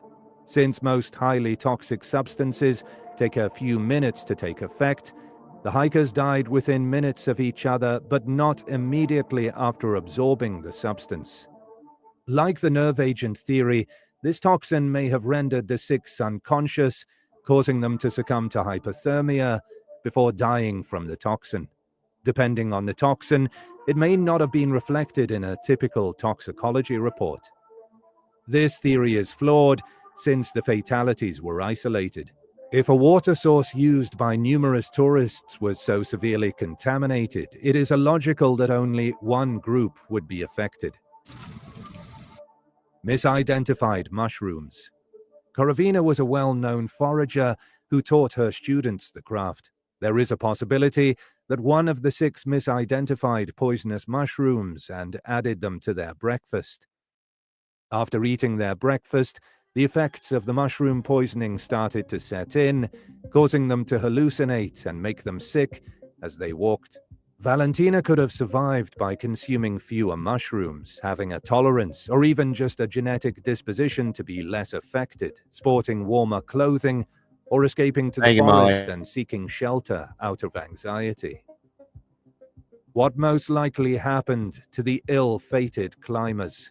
In this case, one of the theories may have some substance. Nerve agents are soluble in water, can take up to 4 months to evaporate, and are composed of heavy particles that float close to the ground. The more potent ones can continue to pose a threat in areas where they have been used for up to 50 years after their initial release. The rainstorm that the group encountered is pivotal to what most likely happened. The rain could have washed a powerful nerve agent, most likely Novichok or VX, that had been tested 4 or 5 months before the incident in a more secluded area of the mountains, down to the hill where the unfortunate hikers were located. As the morning sun evaporated water from the rainstorm, some of the still hazardous agent evaporated along with it. However, it did not travel far, remaining in pockets close to the ground. Sasha stumbled upon a highly contaminated area first, causing almost instantaneous symptoms. He may have absorbed the poison through his skin or while breathing. Korovina was exposed to the same toxic pocket when she ran to him. Tatiana, Victoria, and Timur were the first to reach Korovina after her panicked screams, but they ran in the opposite direction immediately, smelling or feeling that they had inhaled something toxic.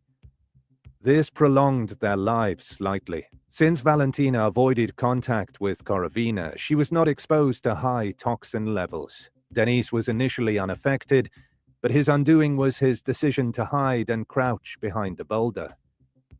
He could have inhaled smaller amounts of toxin floating close to the ground. His death was slightly delayed because he was exposed to less than the other 5. As a cover-up, the Russian police, informed by those responsible for the tests, suspecting that runoff from the test could have been the cause of the deaths, waited to begin their search until most of the nerve agent had dissipated before dispatching a team of recovery personnel. It is common knowledge that the Russian government has a propensity for producing and using nerve agents. The production and safety of these highly toxic agents are not foolproof. In May 1987, while working in a laboratory in Moscow, Andrei Zeleznikov was unintentionally exposed to a Novichok agent, demonstrating its lethal effects on humans. After the incident, it took him 10 days to regain consciousness due to his severe injuries. The agent caused permanent damage, including chronic weakness in his arms, a toxic hepatitis that gave rise to cirrhosis of the liver, epilepsy, spells of severe depression, and an inability to read or concentrate that left him totally disabled and unable to work. He never recovered and died in July 1992 after 5 years of deteriorating health. This is what happened in a controlled laboratory setting. Imagine their effects where there is no control. If you love our content and want to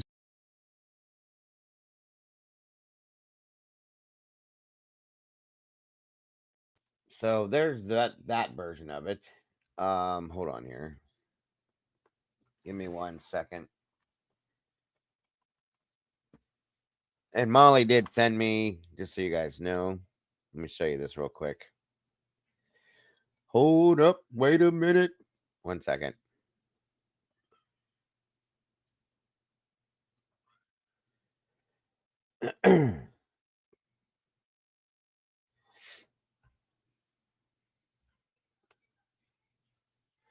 I'm not going to go through the whole thing, but this does show and explain a lot. Miss Paula, good to see you tonight, dear.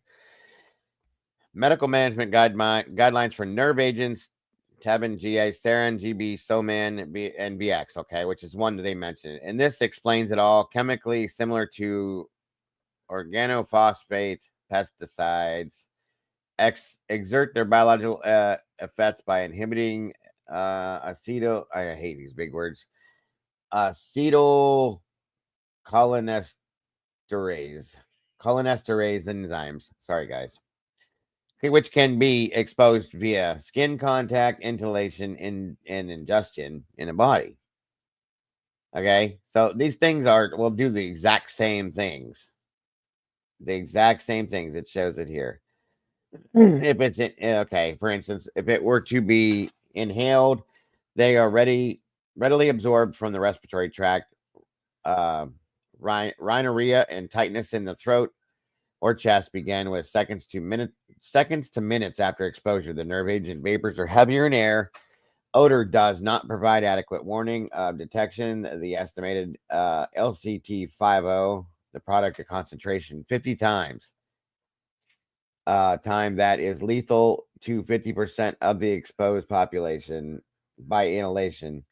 Ranges from 10 milligrams a minute for VX to 400 milligrams a minute for Georgia or GA. I'm sorry. So yeah, that could definitely be something. Siggy and Mike, welcome, dear. But again, it could be any of those things, truly. But hold on here, guys. Sorry. Now let me show you something here too. One moment.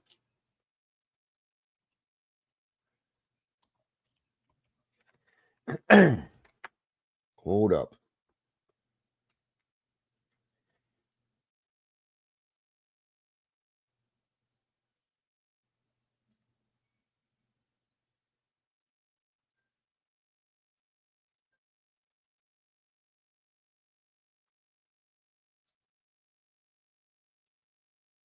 Give me a second.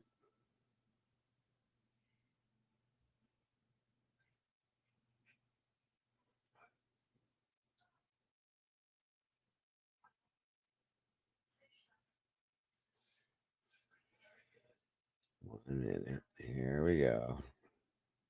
Do I have it in here still? I know I do somewhere. Is that it? Yep. Okay, hold on.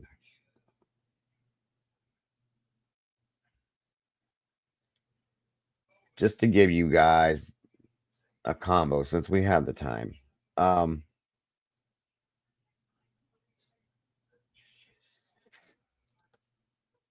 Hold on.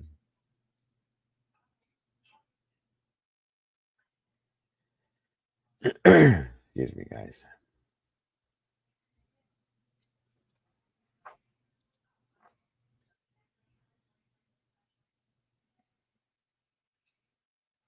Where is it? I know I have one in here that's somewhat.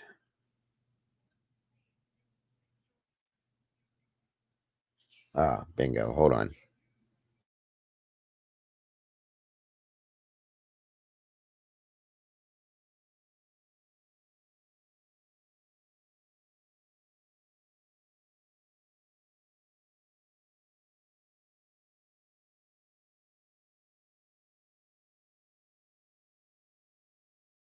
Okay, I'm going to show you this because it doesn't take very long. I want to show you the differences between these two things and how close. I'm gonna show you how close they were to each other too, guys. It's kind of neat to compare the two. Check, and I know a lot of you guys probably know this already, but check this out. Young experience.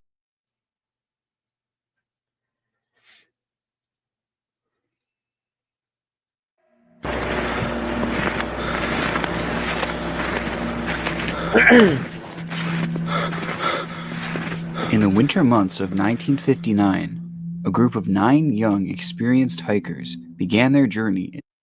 And there's the difference, guys. One of the main differences: 1959, 1993. All those years later, there's Cass.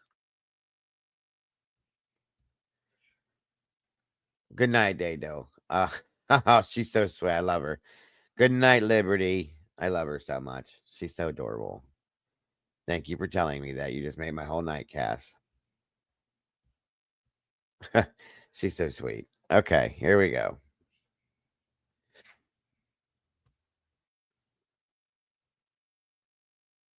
Into the Ural Mountains of Russia. This wasn't the first cold weather trip that these hikers had taken, but tragically, it would be their last. During the trip, There's our Alicia. The girls are coming in. Miss Cassie, Miss Alicia.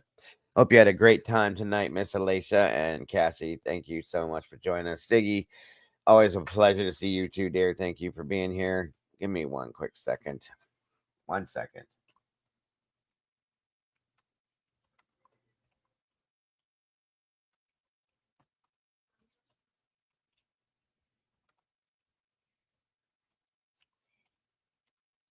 Uh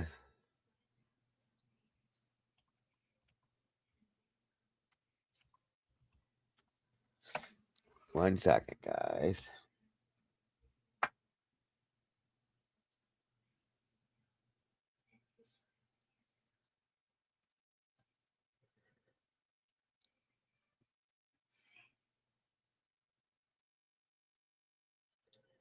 So, from my understanding, unless I'm reading this wrong, these places are very close.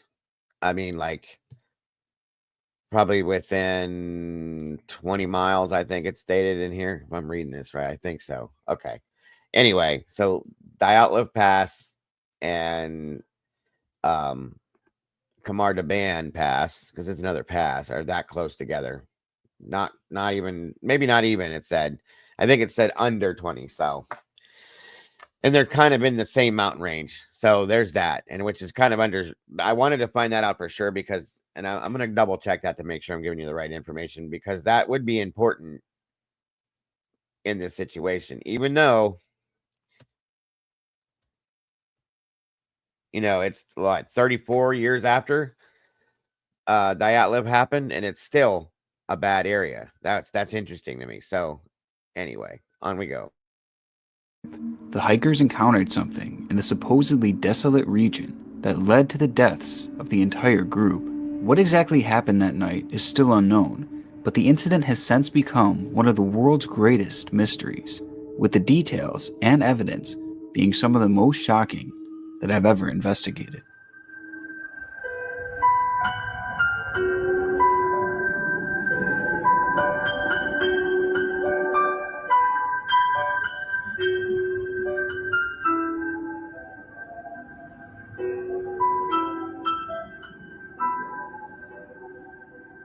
So to preface how we know so much about this story, cameras and diaries belonging to the group were actually found at the campsite that show the actions and the thoughts of each of the 10 hikers. And because of the cameras found at the campsite, many of the photographs used within this video are going to be actual shots taken by the Dyatlov group.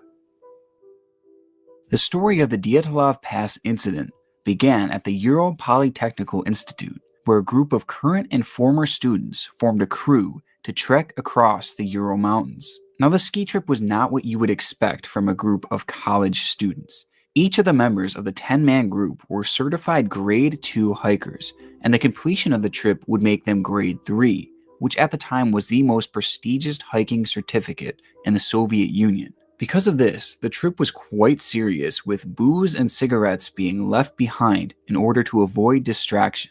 The goal was for the hikers to reach the mountain of Gora Orton, and the track that the hikers would be taking was rated at the highest possible difficulty. Still though, the group remained confident that they would be able to complete the journey, as they were properly prepared and properly trained. Their journey started on the 25th of January, as the group began traveling towards the village of Vizhai. Once there, the hikers rested for the night and began their hike on the 27th. But for one of the hikers, bad luck would strike early.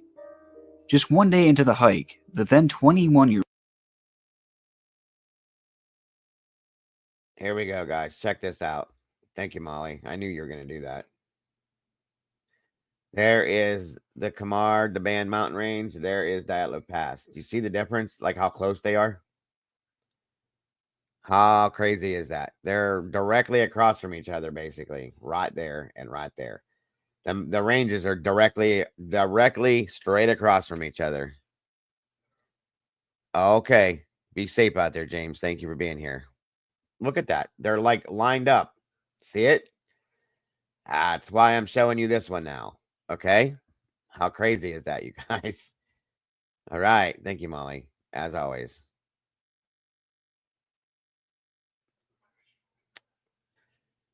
Okay, hold on. Sorry, guys.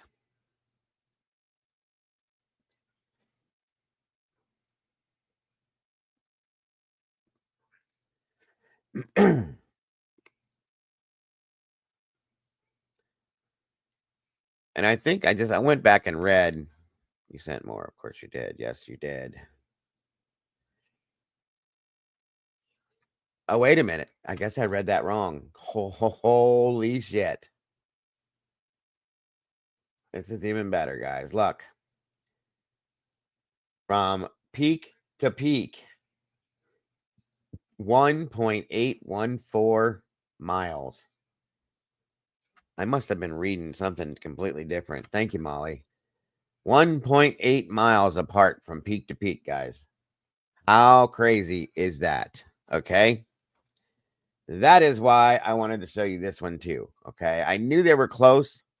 I don't know what the hell I was reading then. I don't understand that at all, but okay.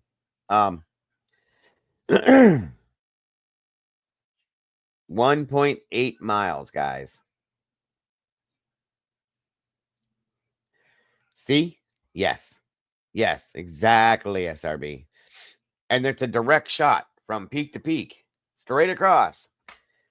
Maybe I was reading that if you were to travel down and back up, it would be that far apart. Maybe that's what it was. But peak to peak, it's 1.8 miles. Crazy shit. Yuri Yudin began to suffer from severe joint pain. Yudin had been plagued by many health problems over the course of his life, and the limitations it placed on him were obviously quite frustrating. But in this case, his untimely health problems may have actually saved his life. With the pain in his joints becoming too much to bear, Yuden decided that he would only slow the hikers down if he stayed, so he said goodbye to his team and he headed home, completely unaware of the tragedy that was soon to unfold. The departure of Yuden left the group with 9 people, 7 men and 2 women. The leader of the group, Igor Dyatlov, was said to be extremely knowledgeable and experienced, and by all accounts, he was a very well-respected leader. As the group traversed through what has now become the Dyatlov Pass, severe weather had caused them to lose their bearing. Oh, okay, Molly. The way that was written on there, it looked like it said 1.816 miles. So 1,816 miles. That makes more sense. I was going to say from peak to peak, that is really close. The way it was on that map, it said 1.816. I thought 1.8 miles. Okay. Got you. And I was going to say, but these mountain ranges are huge, guys. That's the thing. So again, they're still in the same mountain range, but they're in. Okay. No. It's okay, hon. You did great with that. I appreciate that. Either way, but yes, they're still in the same mountain range area. All these mountains are in the same area. So that's the problem. Yes, exactly. And that could be, Molly, again, that 1.8, that 1,000 mile. It could be if you were travel from the one peak down through the mountain range, back to the other mountain range and up through, because you can't really travel peak to peak unless you're in a helicopter or something like that. You know what I'm saying? So via air, that's what you ought to check, Molly, is to see how far it is apart to travel from the Dyatlov mountain range to the other one via air. How far apart it is, miles, and how long it would take. That makes more sense. And it's okay what you put in there, Molly. No big deal. It's still in the same area. That's all. And eventually end up on the side of the mountain Kolatsaikal, or as it was better known by the local Mansi tribe, Dead Mountain. It was late at this point, and the weather was anything but stable, so Dyatlov made the questionable decision to pitch the tent and hunker down until sunrise. It's believed that none of the hikers would make it that far. In the midst of their trip, Igor Dyatlov had told Yuri Yudin as he was leaving that the group would send a telegram once they had returned back from their journey. Dyatlov believed the trip would likely take 16 days, but a few extra days were possible due to the unpredictable weather of the region. Yudin had waited for the telegram for weeks, but it never came. This caused him to report the group as missing, and by the end of February, a search party was underway. On the 26th of February, a search party was able to locate the tent in which the hikers had spent their final night in. Upon further investigation, it was discovered that the tent was cut open from the inside by one of the hikers. With these hikers being as experienced as they would not have done this unless they were extremely spooked by something, and the condition of the tent shows that the group likely cut the tent open from the inside in order to flee from something. And think about how crazy this is. Something had to scare them so badly and make them want to flee so quickly that they sliced open their only bit of shelter. Not only this, but the hikers had fled their tent so quickly that most were not wearing shoes. And there's stories, guys, that I read that the Russian KGB, just like the Nazi SS, used to test a lot of their biochemical warfare and things like that, devices and things that they would use, that they were creating on their own people in certain areas of the country. So that was something I always thought too, especially with Nazi Germany, KGB and Russia. They don't care about their people. None of them. They don't, either one. So and yes, Alicia, that's another thing too. In some senses, I believe that happens too here. So just saying. And none were properly dressed for the negative 30-degree temperature, with some venturing out of the tent in only their underwear. Perhaps even more shockingly, the footsteps of all 9 of the hikers were discovered heading away from the campsite, which revealed something strange.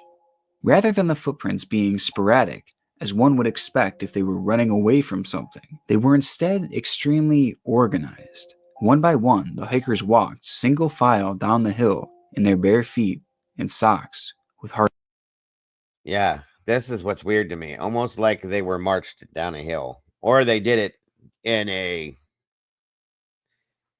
very timely robotic fashion per se. It's very strange with this. All right, Ziggy. Hardly any clothes on, as they slowly began to freeze to death. Between the cut-open tent and the single file walking, it's already very clear that something very unusual had happened that night. But things only got stranger as the bodies began to be discovered. Each and every one of the deaths on the Dyatlov Pass seems suspicious. Investigators set out on the morning of February the 27th with high confidence that the members of the group would be found alive. The tent was located and the footprints were located. Now all that's left to do was find these extremely experienced hikers. While combing the area around a patch of trees, a member of the search party noticed that there was something brown sticking out of the snow near an old cedar tree. As they approached, they noticed that all of the branches on the lower part of the tree had been broken off, which might have suggested that somebody had possibly tried to climb it. Remains of an old fire were found under the tree as well, and next to this fire was where the first bodies were found.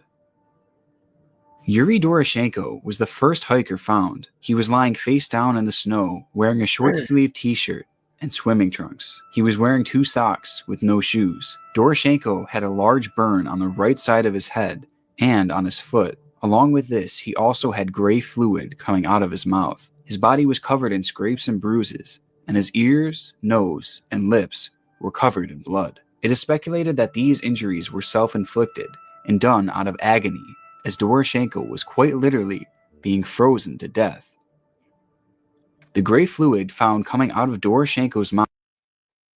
Yeah, Eddie. Back then, exactly. Good point, brother. Good point. Is typically a sign that the body had experienced a strong force to their chest cavity. This perhaps suggests that Doroshenko had possibly fallen from the cedar tree, or that somebody else had pressed on his chest with extreme force. Despite these strange findings, Doroshenko's official cause of death was labeled as hypothermia, and the detail of the great... And there again, hypothermia as cause of death for mostly both of these situations, okay? It almost makes me wonder if this is just what they do. You know, it's crazy, but just saying. Fluid found in his mouth never made the initial report. 23-year-old Yuri Krivanashenko was found lying next to Doroshenko under the cedar tree. He was found wearing a long-sleeved shirt and a single...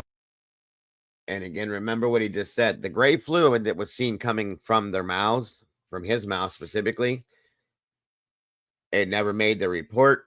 Nobody ever identified it. Nobody has a clue what it is. Surprise. Yes, there were a lot of the same symptomatic type things that went on with this too, which is why I decided, what the hell, I'll just show you guys this because since it's not very long. Sock. His body was heavily bruised with multiple cuts as well. Burns were found on his foot and up his legs, as well as on both of his hands. Inside of his mouth, a chunk of his own knuckle was found, which may have been done while Krivanashenko was biting his knuckle in order to either stay conscious or to stop himself from crying. Later investigation revealed that both of the first 2 bodies were moved after death. What may have happened in this situation was that other members of the group found the 2 dead and put their bodies in an orderly manner out of respect. Other members of the group may have took the men's clothing to divide up amongst themselves in a desperate attempt to stay warm. The next body to be found was that of Igor Dyatlov, the leader of the group. Dyatlov was found face up with both of his fists clenched, and his body had also been clearly manipulated after his death. Dyatlov had abrasions and bruises on both of his ankles, as well as cuts and bruises on his face. He was missing an incisor in his jaw, and the coroner reported that these injuries were consistent with that of those caused by a fistfight. His official death was hypothermia. Zinaida Kolomogorova was the first of the women to be found. She was found better dressed than the others, but one of the sweaters she was wearing had part of its right sleeve torn off. She had abrasions on both of her hands and bruises on her face. Another long bruise was found at the side of her body, which apparently showed consistency to a hit from a baton. These injuries show a potential sign of struggle, and her official cause of death was labeled as hypothermia due to a violent accident. Every single one of them were labeled hypothermic as the cause of death, guys. Both Kolmogorova and Dyatlov were likely trying to make their way back to the tent when they both perished. It wouldn't be for another week that the next body was found. 23-year-old Rustem Slobodan was found on March 5th, lying face down and covered in snow. He had internal bleeding in both of his temples and a large fracture on his skull. Whatever caused the fracture and hemorrhaging is unclear, but medical experts concluded that Slobodan likely survived the injury for up to an hour after it had happened. It is theorized that Slobodan became extremely disoriented and dizzy after suffering these injuries and collapsed on the ground. Still conscious and awake, Slobodan quickly died of hypothermia. His body too showed signs that it had been moved post-mortem. Months would go by until a member of the Mansi tribe discovered a den created by the surviving hikers. This den was a last-ditch effort for the remaining 4 to survive the frigid cold, but ultimately, it was unsuccessful. Ludmila Dubanina was found with her body draped over a natural ledge, with running water flowing directly next to her body. The tissue around her lips and her mouth were missing, exposing her teeth and her upper jaw. Soft tissue was also missing in other parts of her face, revealing her cheekbone in one area. 10 of her ribs were broken, and massive hemorrhaging had occurred in her heart. Both of her eye sockets were empty, meaning that both of her eyes had been removed. This wasn't the only feature on her head that was missing, however. Dubanina's tongue had been removed, and it was nowhere to be found. Blood found within the stomach suggests that she was alive when this occurred. Her cause of death was hemorrhaging into the right atrium of the heart, making her one of the only deaths to officially be ruled as something other than hypothermia. Semyon Zolotorov, the oldest member of the group, was found slightly more prepared for the elements than the others. He had 3 pairs of pants on, and he wore a long jacket over his sweater, with 2 hats, a scarf, and boots. Despite him having at least some preparation for the cold, he too perished along with the others. Much like Dubanina, Zolotoryov had mysteriously suffered injuries to his chest, resulting in 5 broken ribs and a flailed chest. He was missing tissue along his right eyebrow, which revealed his exposed skull bone. He also had a deep gash in the back of his head, which too revealed blood. Zolotoryov was also found without eyes. His cause of death was quickly ruled hypothermia, despite the strange unexplained injuries that he had suffered. Both Zolotoryov and Dubanina had suffered their chest injuries whilst they were still alive. Medical experts concluded that their injuries were caused by a large force and could not have been caused by another human. Their internal injuries were similar to something you would see from a car accident. But despite this, neither had any bruising or marks where the force would have hit. This point alone continues to baffle researchers and remains unexplained how it could even be possible. Alexander Koletov was found near the den, along with the others. Though not ideal, his clothing was better than the majority of his companions. However, there were rips and tears found on his jacket and on his pants. Along with these rips, burn marks were found on his jacket and socks. Kolevatov was missing both of his eyebrows, and bone could be seen where they once were. His nose was broken and his neck was deformed, meaning that it was likely snapped. A gash was also found behind his right ear. Despite the clear and obvious signs of a major struggle, the autopsy was left vague and concluded that he too had died from hypothermia. The vagueness of the autopsy was fairly consistent with the remaining victims found in May of that year. Little explanation was given to any of their injuries, and the autopsies were found to be very misleading. Nikolai Brignoli was similar to Zolotoryov in the fact that both were somewhat prepared for the outdoor elements. It has long since been believed that Brignoli and Zolotoryov were outside of the tent at the time that the others fled, which would explain why they were already prepared for the cold. Brignoli was found with bruising on his lips and on the lower left side of his face. He had bled internally on his lower right forearm. Along with this, his skull was fractured and cracked all over the left side of his head. These fractures would have had to have been caused by an extremely powerful force. So with this one, guys, we're seeing more of like these people were physically attacked, bruising and bludgeoning and fractures and breaks and things like that they probably couldn't have done to each other unless they were using some form of a weapon. Yeah, this is a little crazy too. So, but no damage was done to the soft tissue on the top of the fracture, meaning that again, another human could not have inflicted these injuries. Upon suffering this injury, Brignoli would likely have been in an unconscious. And these are almost like crushing injuries, like something squeezed this shit to fracture break, because there's no, the external part of the head was not, there were no cuts or rips or tears, but the skull is crushed underneath it. That's crazy right there. Okay, figure that one out.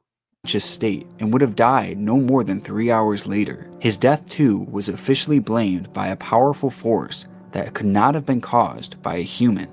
Each and every one of the deaths on the Dyatlov Pass seemed suspicious. All of the hikers had bruising and cuts on their bodies, specifically on their faces, and most had other shocking and disturbing injuries that were left unexplained. But one of the more shocking things revealed in this case has yet to be discussed in this video. It is believed that the last 4 hikers had taken clothes from some of the corpses once they had passed away in a desperate attempt to survive the freezing cold.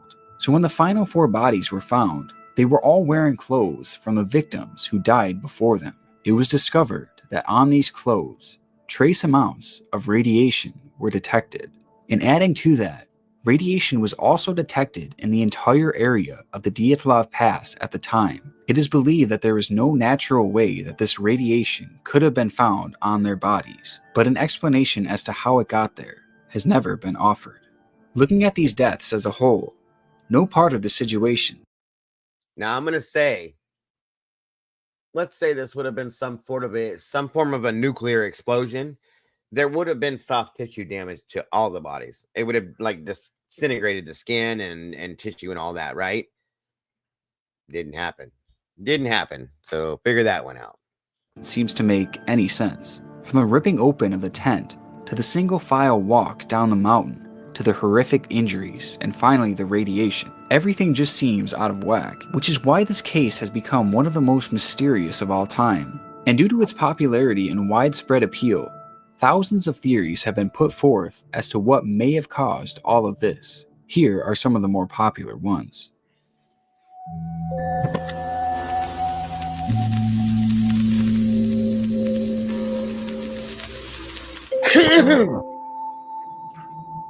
One of the earliest theories to come out of this event was the idea that the local Mansi tribe had killed the hikers. As I mentioned earlier, a storm had caused the hikers to wander off course and end up on what is now known as Death Mountain. The mountain was home to the Mansi people, and it was theorized that they attacked the hikers when they ventured onto their land. One piece of evidence to support this was the fact that a Mansi chum was found just a few hundred meters away from the campsite. Supposedly, a chum was a symbolic structure that was created at the time of a sacrifice. Could the Mansi people have sacrificed the hikers or killed them for stepping onto their land? But if that's the case, once again, there's no soft tissue damage done to these people. No cuts, scrape, like serious, like gouges, anything. You know what I'm saying? Figure that out. Again, no, doesn't make sense. It could be somewhat possible. And taking a look at the pictures that the Dyatlov group had taken prior to their death, it is clear that they were stepping on the land of the secluded tribe. The tribe isn't always welcoming to visitors, so perhaps this led to a conflict. What could also support this theory was the fact that the Mansi people knew this land better than anyone else in the world. Perhaps they could have covered up their tracks and staged the murders in such a strange way that they knew it would never be solved. Now this theory is so intriguing to me because it would answer why the hikers fled their tent so quickly. Perhaps they realized they were about to be attacked and they tried to escape from the tribe.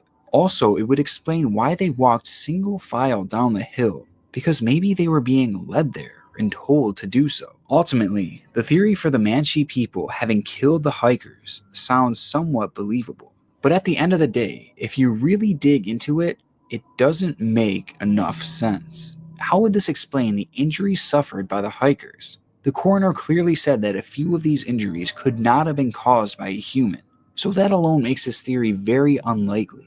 Plus, the idea of them covering up every single one of their footprints seems far-fetched. Finally, the chum that was found in the area of the hikers' disappearances was likely for the sacrifice of a moose, which they would have then used for food. This seems to be confirmed by the moose antlers on top of the structure, and it's now been practically debunked that the Manchi people ever even performed human sacrifices. As time has gone on, it has become somewhat clear that the Manchi people were used as an early cop-out as to what happened to these people. But years later, the theory has since been debunked, leading us to look for answers elsewhere. Our second theory is an explanation as to why the hikers fled their tent so quickly. For them to practically destroy their main piece of shelter, they had to have been certain that their lives were in danger, and they had to think that this danger was approaching so quickly that they had to leave without proper provisions. Because of this, and the location of the tent, many now believe that an avalanche had caused the hikers to flee that day. Though this specific area is not known for having frequent avalanches, they were camped at the base of a mountain, meaning that they could have been in a direct path of an incoming avalanche. This theory would explain why the hikers cut their tent open in such a hurry and left the safety of their shelter with only light clothing on. And for obvious reasons, this has been the widespread theory that many have settled on. However, it's not without issues. For starters, this theory doesn't explain how the hikers suffered such serious injuries. Remember, those who had suffered broken bones showed no signs of tissue damage near their injuries. This is significant because if an avalanche had caused a rock to strike them or caused them to crash into a tree or something like that, there would have been significant damage to their tissue around their broken bones. I mean, there would have been at the very least major bruising, and they would have been completely covered with cuts and scrapes from head to toe. Also, there was never any sign that an avalanche had taken place in that area that night. And Guys, the thing with this case that I could never get past is to have a skull crushed or fractured that bad without cutting the exterior tissue of the body to fracture and break open the skull underneath that without having any exterior. How do you do something like that? Explain that to me. It doesn't make any sense. I even read into and looked up, if you guys remember when we covered this way back when, I looked up, and this video I found was better because it had a little bit more info that we didn't have. I looked up how to do stuff like that, and they said it has to be like it would, Cassie, from the inside out, or some form of a pressurized, like something pressurized that's crushing without being able to tear open the soft tissue. Think about that. That's weird. You can't, how? That's all I'm saying is how. You know what I mean? As a German, we learned stories about Russians growing up from grandpa, so people are still dying by poison. Oh yeah, Russia and Nazi Germany were literally, that's what they did. The KGB and stuff like that. And then, like I said, Nazi Germany, that's what they did. Their experimental stuff was crazy, folks. They were trying to breed creatures that were half human, half dog, half horse, half human. Snakes. I mean, they did weird shit, guys, because, well, first off, Hitler was insane, but they thought that they could come up with these super a weapon or weaponized animal soldier things. He was nuts. But anyway, they did weird shit like that back then. And in Russia, they just used, the KGB just poisoned everybody. That's all, in any way, shape, or form they could. Biochemical warfare they would use for different chemical mustard gases, all sorts of crazy shit they would come up with. The two of them together, insanity. Sorry. So, though this is impossible to totally prove, scientists had agreed that it is unlikely that this ever took place. Now, despite this theory being practically ruled out, an avalanche still could be partially to blame. Perhaps the hikers had just thought that an avalanche was coming. Maybe they heard a loud noise or something like that, and they panicked and cut open the tent. And when they realized their mistake, They walked single file into the woods in order to get shelter in the trees. I think this situation sounds very rational, but it still doesn't explain what actually killed the hikers. If they really thought there was an avalanche and that's what caused them to flee, then something outside of their shelter must have killed them. But what could have possibly caused such horrific injuries? Well, and another problem I have with this too is if you're cutting your way out of the tent and ripping out of it rather than using the door, why? Was something inside the tent trying to get to them? Why couldn't you just unzip it and go out that way? Okay, that's something else I had issues with too. I see it. I see her going on the aliens direction, but I don't know, Cass. I don't know. With little to go off of in terms of rational theories, many have began looking to the supernatural as a cause for this tragedy, and the main talking point is typically the Yeti. Perhaps a large and violent creature was living in the remote area of the Oh, don't bring that up, Alicia. You're gonna make me go back and rewatch all of Sons of Anarchy again. I missed that show so bad. Yeah, they're both very strange, Cassie. Very, very strange. And Stranger Things, if there's another season coming, I can't wait for that either. I love that. Dyatlov Pass, and it took issue with the hikers being in its territory. This would explain why the hikers fled, and could also explain their unusual injuries. Now this is Eddie solved it. It's a Sasquatch armed with mustard gas. That's it right there. Eddie solved it. Both of them. You got it, Eddie. 100%, bro. You did it. You did it, bro. I knew he would get it. Anybody. a theory that I've never been very fond of, as the whole thing just kinda seems baseless. But doing a little more research on it, I've discovered why this theory has become so popular. As previously mentioned, multiple cameras were found at the campsite that belonged to the hikers. This Yeah, now look at this stuff, guys. photograph was taken at some point before the hikers had perished, but was generally taken in the area that they set up camp. After analysis, this photo has been completely proven to be 100% real, and the image has not been doctored in any way. What is seen on this photograph is widely open to interpretation. Personally, just looking at it without context, this really does look like some kind of Yeti Bigfoot creature. I want you guys to notice something. Yeah, then they didn't have the ability to Photoshop shit back then like we do now. Look how big this thing is standing next to this tree. Okay, look at this tree right here. And look at this thing here. What? This ain't no 6 or 7 foot tall thing. Whatever that is, that's big, folks. Like big as hell. So, yes, there you go, Trish. Sasquatch parts. That would probably be like mustard gas. I would agree. But yeah, this is a pretty large tree, a pine here. Seeing this thing backdropped against that is monstrous. 10, 12 foot, I'm saying, maybe more. It's big, folks. You can't see the top of this tree, but I'm just saying, whatever that is a large thing. And it's on 2 legs. It's not a damn bear. I don't care what anybody says. I don't believe in this shit unless you show it to me, okay? Or you can prove it to me. That is not a bear. That is not a human being. Yeah, and it's up. The knees are buried. Cassie's right, knee deep in the snow. What the hell is that thing? Okay, that's all I'm saying. There was no way that they could Photoshop shit like this back in 1959. Come on now. I'm not sold either.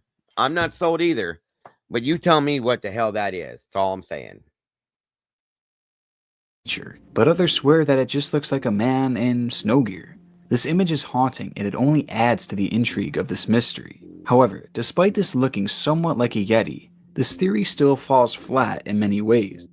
The glaring issue here is that there were no footprints. The date, they didn't give a date, Siggy, but it came from the cameras that they found when they found Dyatlov's, I can never say it right. Dyatlov's the camp there. That they found the cameras and they found that photograph in the camera. Yetis are literally cold weather Bigfoots, and not a single footprint of that thing was found, and it also doesn't totally explain the radiation found on the hiker's clothing.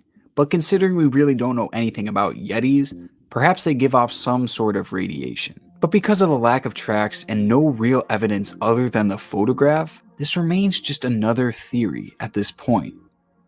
Another popular supernatural theory for this case has been the idea that aliens were to blame for the There you go, deaths of Cass. the 9 hikers. For starters, bright lights in the sky were seen overhead of the Dyatlov Pass on the night you hear a campsite that belonged to the hikers. This I think Phil solved it along with Eddie. That this is he's wearing Carhartt and Dickies with Timberland boots on. I think 1959. I think you're right, Phil, looking at it. Yeah, because you can see the pouch right there for the Carhartts. You got it, Phil. photograph was taken at some point before the hikers had perished, but was generally taken in the area that they set up camp. After analysis, this photo has been completely proven to be 100% real, and the image has not been doctored in any way. What is seen on this photograph is widely open to interpretation. Personally, just looking at it without context, this really does look like some kind of Yeti Bigfoot creature, but others swear that it just looks like a man in snow gear. This image is haunting, and it only adds to the intrigue of this mystery. However, despite this looking somewhat like a Yeti, this theory still falls flat in many ways. The glaring issue here is that there were no footprints. Yetis are literally cold weather Bigfoots, and not a single footprint of that thing was found, and it also doesn't totally explain the radiation found on the hiker's clothing. But considering we really don't know anything about Yetis, perhaps they give off some sort of radiation. But because of the lack of tracks and no real evidence other than the photograph, this remains just another theory at this point. Another popular supernatural theory for this case has been the idea that aliens were to blame for the deaths of the 9 hikers. For starters, bright lights in the sky were seen overhead of the Dyatlov Pass on the night of the incident. Local Mansi hunters claimed that the lights looked like glowing spheres and matched the descriptions of the modern-day UFO. On the body of Semyon Zolotorov, a camera was found with extensive water damage. Despite the obvious damage from sitting in the freezing cold for 3 months, the film within it was eventually developed, which showcased something strange. Through all of the water damage, the photographs seemed to show that Zolotorov was photographing some sort of light form in the sky, though this could very well be just because of the damage done to the camera. Believers of the UFO theory link this to being an indication that Zolotorov was photographing UFOs moments before the hikers fled their tent, and maybe this unidentified light form began coming after the hikers and causing them to flee. It is unclear what would have happened from there, but a popular belief is that the UFO caused the hikers to go into a trance. This made them walk down the mountain in a single file line. This would explain the radiation and the fleeing from the tent as well, and it could potentially explain the injuries found on the hikers. I mean, who knows what kind of weaponry or force that these aliens had, and if you believe this theory so far, you might not have a hard time believing that the aliens then attacked some of the hikers and killed them with their strange weaponry. Personally, this remains one of the most interesting theories to me, but due to just how outlandish it kind of is, I can't totally commit to it. But with all that being said, it is hard to completely dismiss it. With just how unusual the events at the Dyatlov Pass were, many have blamed a strange psychological occurrence on the deaths of the hikers. For starters, many have pinned this entire situation on paradoxical undressing. This is a phenomenon when a person is suffering from hypothermia, yet they feel as if they are overheating. This burning feeling causes the person to remove all of their clothing in an attempt to cool down, and this obviously ends up killing the person even quicker. This was initially used as the likely cause of the hiker's death, as it explained why so many were improperly prepared for the cold. Also, the extreme effects of hypothermia could have also caused the hikers to hallucinate or hear things, and thus flee from a non-existent threat. And at the surface, this could appear to be the case, But digging deeper, I have to discredit this theory. For starters, the last remaining 4 hikers took the clothes from those who perished in order to stay warm. Also, a fire was found by the first 2 hikers who had passed away. All along the Dyatlov Pass were signs and evidence that these hikers were actively looking for warmth and trying to stay alive. Plus, this theory does nothing to explain the injuries that the hikers had faced. And for these reasons, this likely isn't what killed the 9 hikers. Another Good point, psychological Paula. theory has been that the area around the Dyatlov Pass produces low frequency wind, which creates what is known as a Kármán vortex street. This ultra low frequency is said to cause panic attacks to many of those who experience it. So maybe the hikers heard this and fled their tent due to this paranoia. And by the time they made it down the mountain, they realized their mistake, but it was too late. Now, obviously, again, this doesn't explain how the hikers suffered such grotesque injuries, and it really just falls flat as well. But I also tend to have a hard time believing these psychological theories simply because of the number of people present at the time of this tragedy. For all 9 hikers to have experienced the same psychological phenomenon, and for all of them to react in the same way seems incredibly unlikely. No 2 minds are alike, so the idea that all 9 of them would collectively act in a way that would surely get them killed doesn't make any sense. I mean, not one of them realized that fleeing the tent was a crazy thing to do, or maybe this was all part of it. Maybe the group had a disagreement, which caused a fight. Maybe some members of the group began to slowly lose their minds, while the others remained sane. And these clashing mindsets may have led to a physical confrontation that would have caused the minor physical injuries. Things may have boiled over as the tent was ripped and the group fought outside in the cold. Realizing the mistake that they had all made, the group may have then calmed down as they realized that they would surely die if they continued fighting in the cold. This caused them to head for the shelter of the trees below. It's not a perfect theory, and again doesn't explain the horrific injuries, but then again the perfect theory doesn't seem to exist in a case like this. One of the theories that I personally like the best is that the Soviets covered up the real events of what happened. The Dyatlov Pass incident was initially buried by the Soviet government for nearly 3 years after it had happened, and once it was finally revealed to the public, inconsistencies in its reporting and in its autopsies were heavily prevalent. Now, many of what we actually know about this case is from the early Soviet reports, meaning that they could have misconstrued the information of the case in such a way that they knew no one would ever discover the truth. But if this is true, then what could they have been hiding? Well, piggybacking off of the previous theories, the government would have had reasoning to cover up a Yeti attack or an alien attack for obvious reasons. And potentially the military had come in after the group had encountered these things. One member of the search party even claimed that a pair of military boot footprints were found within the 9 hikers' single-file trail. This could indicate that the hikers were ordered down the mountain by a member of the military, and from there the group was taken care of. But the cover-up could have also been for a more probable theory. This event took place during the Cold War, and Russia was very obviously trying to develop new and powerful weapons. And for these weapons, they would typically test them in remote and desolate regions, much like the area of the Dyatlov Pass. So maybe Russia was testing rockets or bombs in the area, and when they went off, it terrified the hikers and caused them to run away from their shelter. And maybe these weapons had actually struck some of the hikers, causing their strange and terrifying injuries. It was even confirmed that rockets were shot at the direction of the Dyatlov Pass from a military group somewhat near the area, but officials deny that the rockets would have landed anywhere close to the group. Whatever the case may be, the idea that the Soviets had some involvement in at least covering up the incident seems entirely possible, but the question still remains: why? Despite the countless theories offered for this event, none seem to really solve everything, and it is possible that due to the improper reporting from the Soviets, that the answers to this case will never fully be known. Hopefully someday new evidence will be released that blows the whole case wide open. But until that day arrives, the Dyatlov Pass incident will remain one of the greatest mysteries the world has ever seen.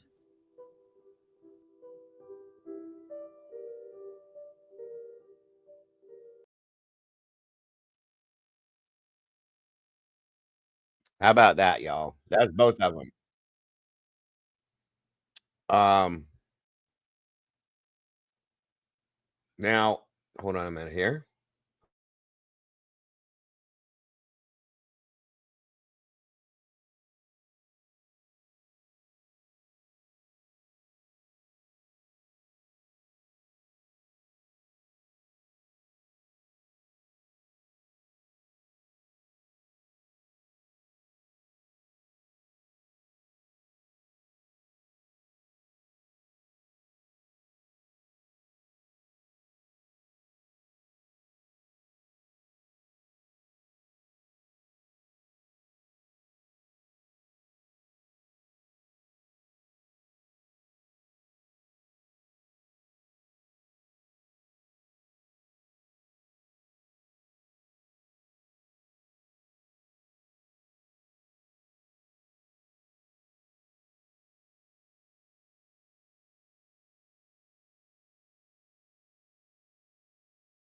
Now, I want to show you guys something else.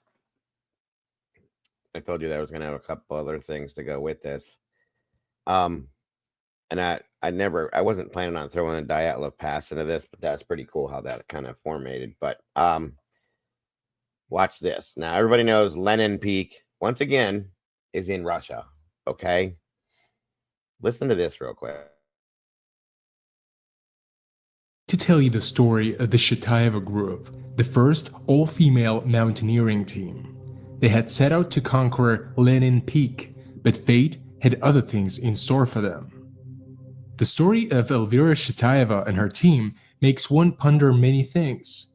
Not only safety issues and the cost of human life, but also the way people took to the fact that the group was women only. Welcome to Archie's Archives. Join me as we investigate this tragic incident. This incident took place 15 years after the death of Dyatlov's group. The year was 1974, and the presence of women in many professional areas had come to be seen as the norm, owing to Soviet culture, which since the 1930s had promoted images of women as factory workers, scientists, air pilots, and senior officials. Sports, and especially mountaineering, were no exception. Even though there weren't that many female conquerors of mountains, they had successfully gained recognition. By the early 1970s, Elvira Shataeva was among the best-known women mountaineers in the Soviet Union. At the time of their ill-fated ascent, she was 35 years old. Elvira was born in 1938 in Moscow. She graduated from the Moscow Academic Art School and afterwards worked as a sports committee instructor in the Spartak Sports Society. In 1962, she became interested in mountaineering, having been introduced to it by her husband, Vladimir Shataev, himself a well-known climber. In 1970, Elvira earned the title of Master of Sport. In 1971, Elvira Shataeva became the third woman to ascend Communism Peak, now Ismail Simoni Peak, along the Burevestnik Ridge. Later on, she participated in the first all-female ascent to Peak Korzhenevskaya. It was her idea to organize an all-women climb to Lenin Peak, rising to 7,134 meters, or 23,400 feet. 7,000 meters, or 23,000 feet, is the altitude at which the adaptation zone ends and the partial adaptation zone begins. This means that after spending 6 or 7 days at such altitudes, the human body cannot supply vital organs with enough oxygen, leading to dysfunctions. Resilience and endurance begin to decrease, and the climber needs more and more time to rest, because the body starts living off its own energy reserves. This condition is further worsened by severe dehydration that occurs at high altitudes. But let us return to Elvira's story. She had first expressed the idea of conquering a peak of over 23,000 feet in 1971 and spent the following winter choosing her teammates. In the summer of 1972, Elvira joined Galina Rozhalskaya, Ilsyar Muhamedova, and Antonina San. As a test of their strength, they ascended Peak Korzhenevskaya, which also exceeds 23,000 feet. In 1973, Elvira headed another all-women team which traversed the legendary double-peaked Ushba in the Caucasus Mountains. Having reached the first summit, the group took a different route for their descent, thus conquering both peaks. Ushba is a very challenging mountain that only experienced mountaineers dare to climb. Thus, the preparations for the ascent of Lenin Peak continued. Not only did Elvira Shataeva want to go with an all-female team, she wanted to make sure that no man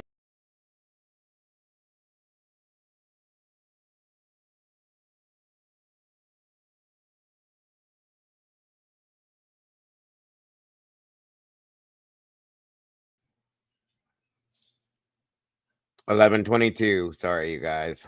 Never fails.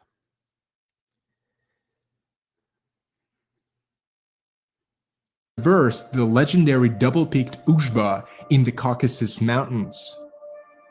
Having reached the first summit, the group took a different route for their descent, thus conquering both peaks. Ushba is a very challenging mountain that only experienced Paula, Yetis have been known, the legend of it is known to be in mountainous areas like this, within high altitude mountainous areas, say in Russia, the Himalayas, some in China, different places like that is typically where they say that the Yeti would exist, Paula, from what my research has shown me. Mountaineers dare to climb. Thus, the preparations for the ascent of Lenin Peak continued. Not only did Elvira Shataeva want to go with an all-female team, she wanted to make sure that no man would attempt to help them in any way. Here's how she described her decision. Overcoming the physical barrier is one of the main goals of our Absolutely, Miss experimental Paula. ascent, and the remarks of the skeptics that women cannot survive a single day without an incident occurring sounded like a warning. Perhaps there may occasionally be some truth to that. When she was invited to go to the Tian Shan as part of the male team, she retorted in a conversation with one of the climbers, Vladimir Kavunenko. You think we're just playing around, and you're the real thing. We're not doing it for prizes, you know?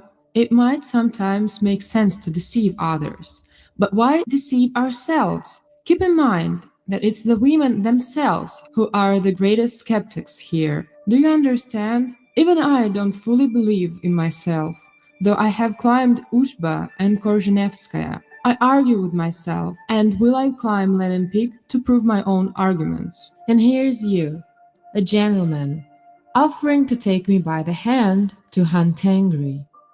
And so, Lenin Peak was Elvira's chosen summit for the climbing season of 1974. It was considered to be one of the least dangerous mountains. In the 45 years since its first ascent, not a single climber had died on it. First, people had recommended that Elvira choose another, more dangerous summit, but she rejected these suggestions, saying she wasn't ready to take the risk. Whereas Lenin Peak had never held any surprises. Yet, it was exactly that year that the quiet and harmless mountain was not its usual self. Its slopes were much snowier than usual, and the weather was far from agreeable. On the 25th of July, an avalanche killed John Gary Hewlin, a capable American climber. He became the mountain's first victim. Then, in early August, the mountain took another person, a Swiss woman named Eva Eisenschmidt. It was for early August that Shataeva had planned her group's ascent. On the 10th of July, 1974, Shataeva's team assembled in the city of Osh in modern-day Kyrgyzstan. The group included Ilsyar Muhamedova, Nina Vasilyeva, Valentina Fateva, Irina Lubimtseva, Galina Perhoduk, Tatiana Bardasheva, and Ludmila Manjarova.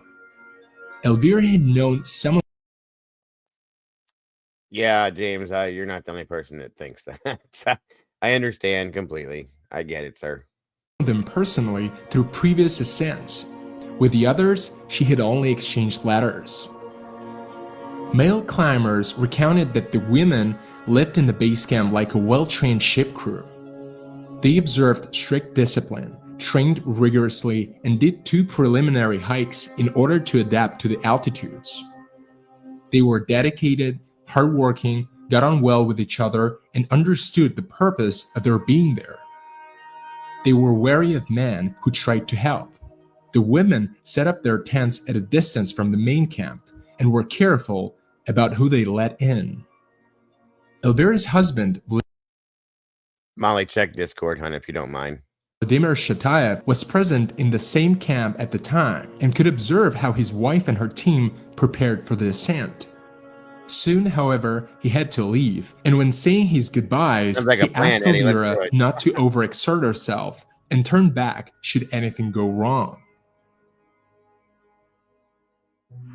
By the beginning of August, Shatayeva's team was fully ready. They started their climb at the planned time, leaving the base camp and setting off for the peak. On the 2nd of August, Elvira Shatayeva sent the following radio message to the base camp. Around 1 hour left before we reach the ridge. Everything is okay, the weather is good, the wind is mild, and the way is easy. Everyone is feeling well.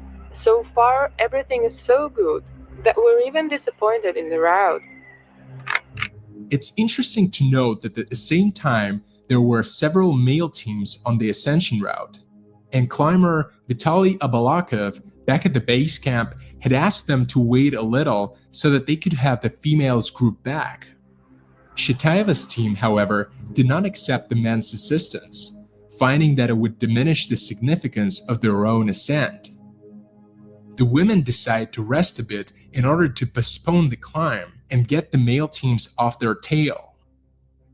Elvira informed the base camp of their plans at 8 a.m. on the 3rd of August. She added that they planned to approach the summit the next day. In a reply message, Abalakov reported that the weather forecast was positive. The women were determined in their endeavor, but it seemed as if the mountain didn't want them to come close.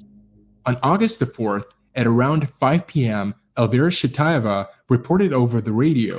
The weather is getting worse. It's snowing. That's good. It will cover the tracks so that no one accuses us of following tracks. At that point, one of the men's teams was close to where the women were, and they asked the base camp about further directions. They were told that Shatayeva's group was doing fine and that they could descend.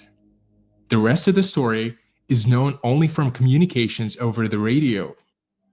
On the 5th of August, the women successfully reached the summit. At 5 p.m., Shatayeva reported over the comms. We're on the summit. Base camp replied with a message of congratulations and wished them a successful descent. The journey seemed almost over, but already in the following communication, Elvira revealed worrying news. Visibility is poor, 20 to 30 meters. We're unsure of the direction of descent. We've decided to put up tents, set them up in tandem, hoping to discern the descent path once the weather improves. Base camp. I agree with your decision. If there is zero visibility, then it's best to wait it out, and perhaps even spend the night on the summit if possible. The conditions are bearable, though the weather isn't kind. Visibility is zero. It's always windy here, just as we were told. Don't think we'll freeze. Hopefully, the night won't be too challenging. We're feeling well. It is indeed cold and unpleasant at the summit. It's possible that the wind will continue unabated, might even grow stronger. Try to wake up early and find the descent path, and if possible, start the descent immediately. Good night, and good luck. The 6th of August, 10 a.m. The weather hasn't changed at all. There's no visibility. We got up at 7 a.m. and have been monitoring the weather constantly, waiting for a glimpse of anything through the fog to find our way for the descent. It's 10 o'clock now, and there is nothing. No improvement. Visibility is still poor, about 20 meters. What will the base camp recommend? Abalakov. Let's talk at 1 p.m. Have a snack in the meantime. 1 p.m. No change. Nothing's cleared up. The wind has suddenly started growing stronger. Visibility is still poor, and we don't know which direction to go in. We're ready to move out at any moment, but time has passed. We're making lunch now. We're planning to eat and then pack up to be ready to leave in 10 to 15 minutes tops. Please inform us if there's anyone going in our direction.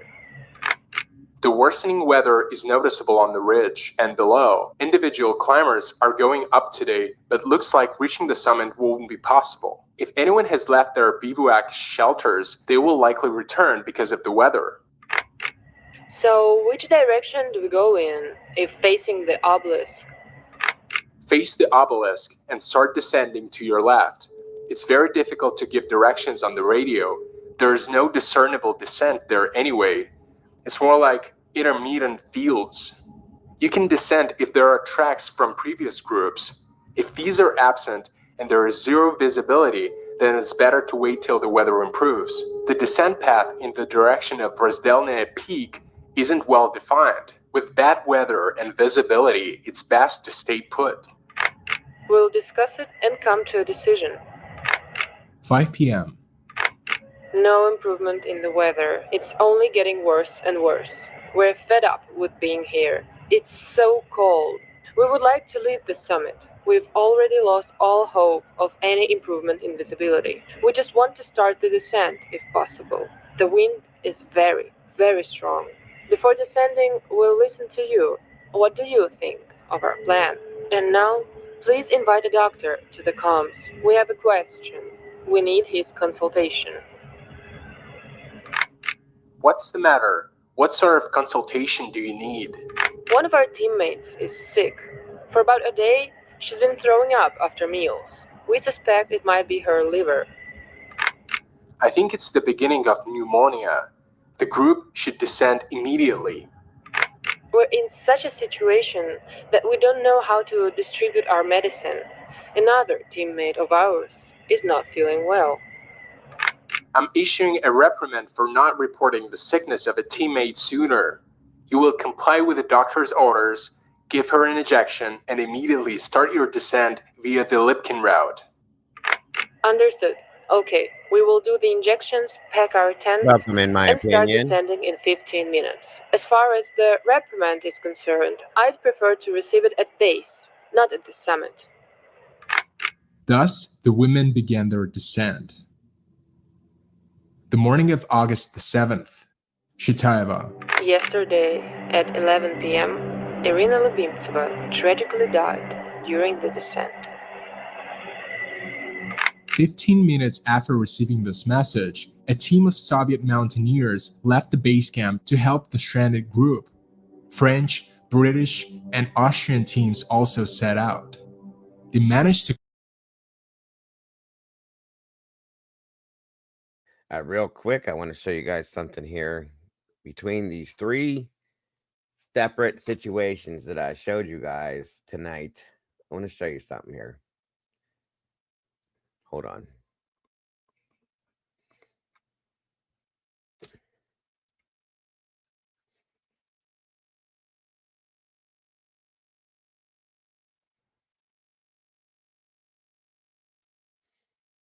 Okay.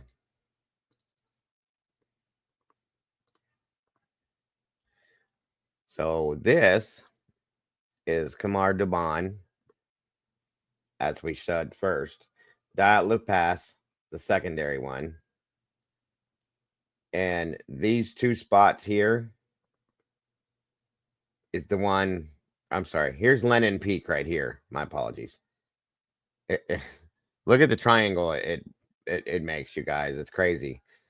1,723.98 and 1,627.12 are the Tagane Mountain Ridge, I believe, and the Ural Mountains is where the Dyatlov Pass is. But look at that, you guys. They're not linked in any way, shape, or form, in my opinion. I just wanted to show you how interesting that is. Okay. Thank you, Molly. And there you are. Just another little piece of information. Keep in your mind. Hold on. contact Japanese mountaineers who were close to the summit, no more than 400 yards away from Shatayeva's group. All of them set out to help, but a snowstorm blocked all paths. Finding and saving the female climbers became an impossible mission. It was said that an earthquake was also registered around that time, the third one that month. 2 p.m. Shatayeva to base camp. We've got 2 dead, Vasilieva and Fateva. Belongings have been blown away. 3 sleeping bags left for 5 people. We are very cold. 4 of us have extremely frostbitten hands. Continue the descent. Keep your courage. If you cannot walk, try to move around. Always keep yourselves in motion. Please contact us every hour if possible. 3:15 p.m. We're very cold. We cannot dig ourselves in. Nothing to dig with. Backpacks have been blown away. 5 p.m. Base camp. Kletsko. The Japanese found nothing on the ridge. Got frostbitten from the strong wind. No result. 7 p.m. Base camp to another group. The tragedy on the summit is coming to an end. They probably won't last long. Tomorrow morning at 8, we will inform you of the ensuing actions. You'll probably have to climb up. 8 p.m. Base camp to Shatayeva's team. Dig in. Keep yourselves warm. Help will come tomorrow. Hold out till the morning. 9:12 p.m. Communications are now being made by Galina Pirhaduk. The base camp can hear her begin the broadcast, but then there is silence. After a while, she starts crying. The words are difficult to make out. There's 2 of us left. We can't go on anymore. In 15 to 20 minutes, we'll be dead. Twice more, the base camp noticed the sound of the radio button being pressed. Futile attempts to communicate. Yet, only the howling of the wind could be heard.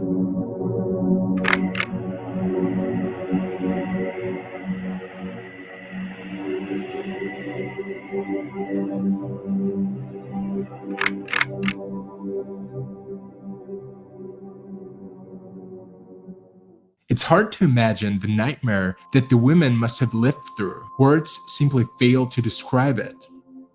Let's recap the events. After Shatayeva's group reached the peak, the weather conditions worsened dramatically, and the women decided to make camp for the night on the summit.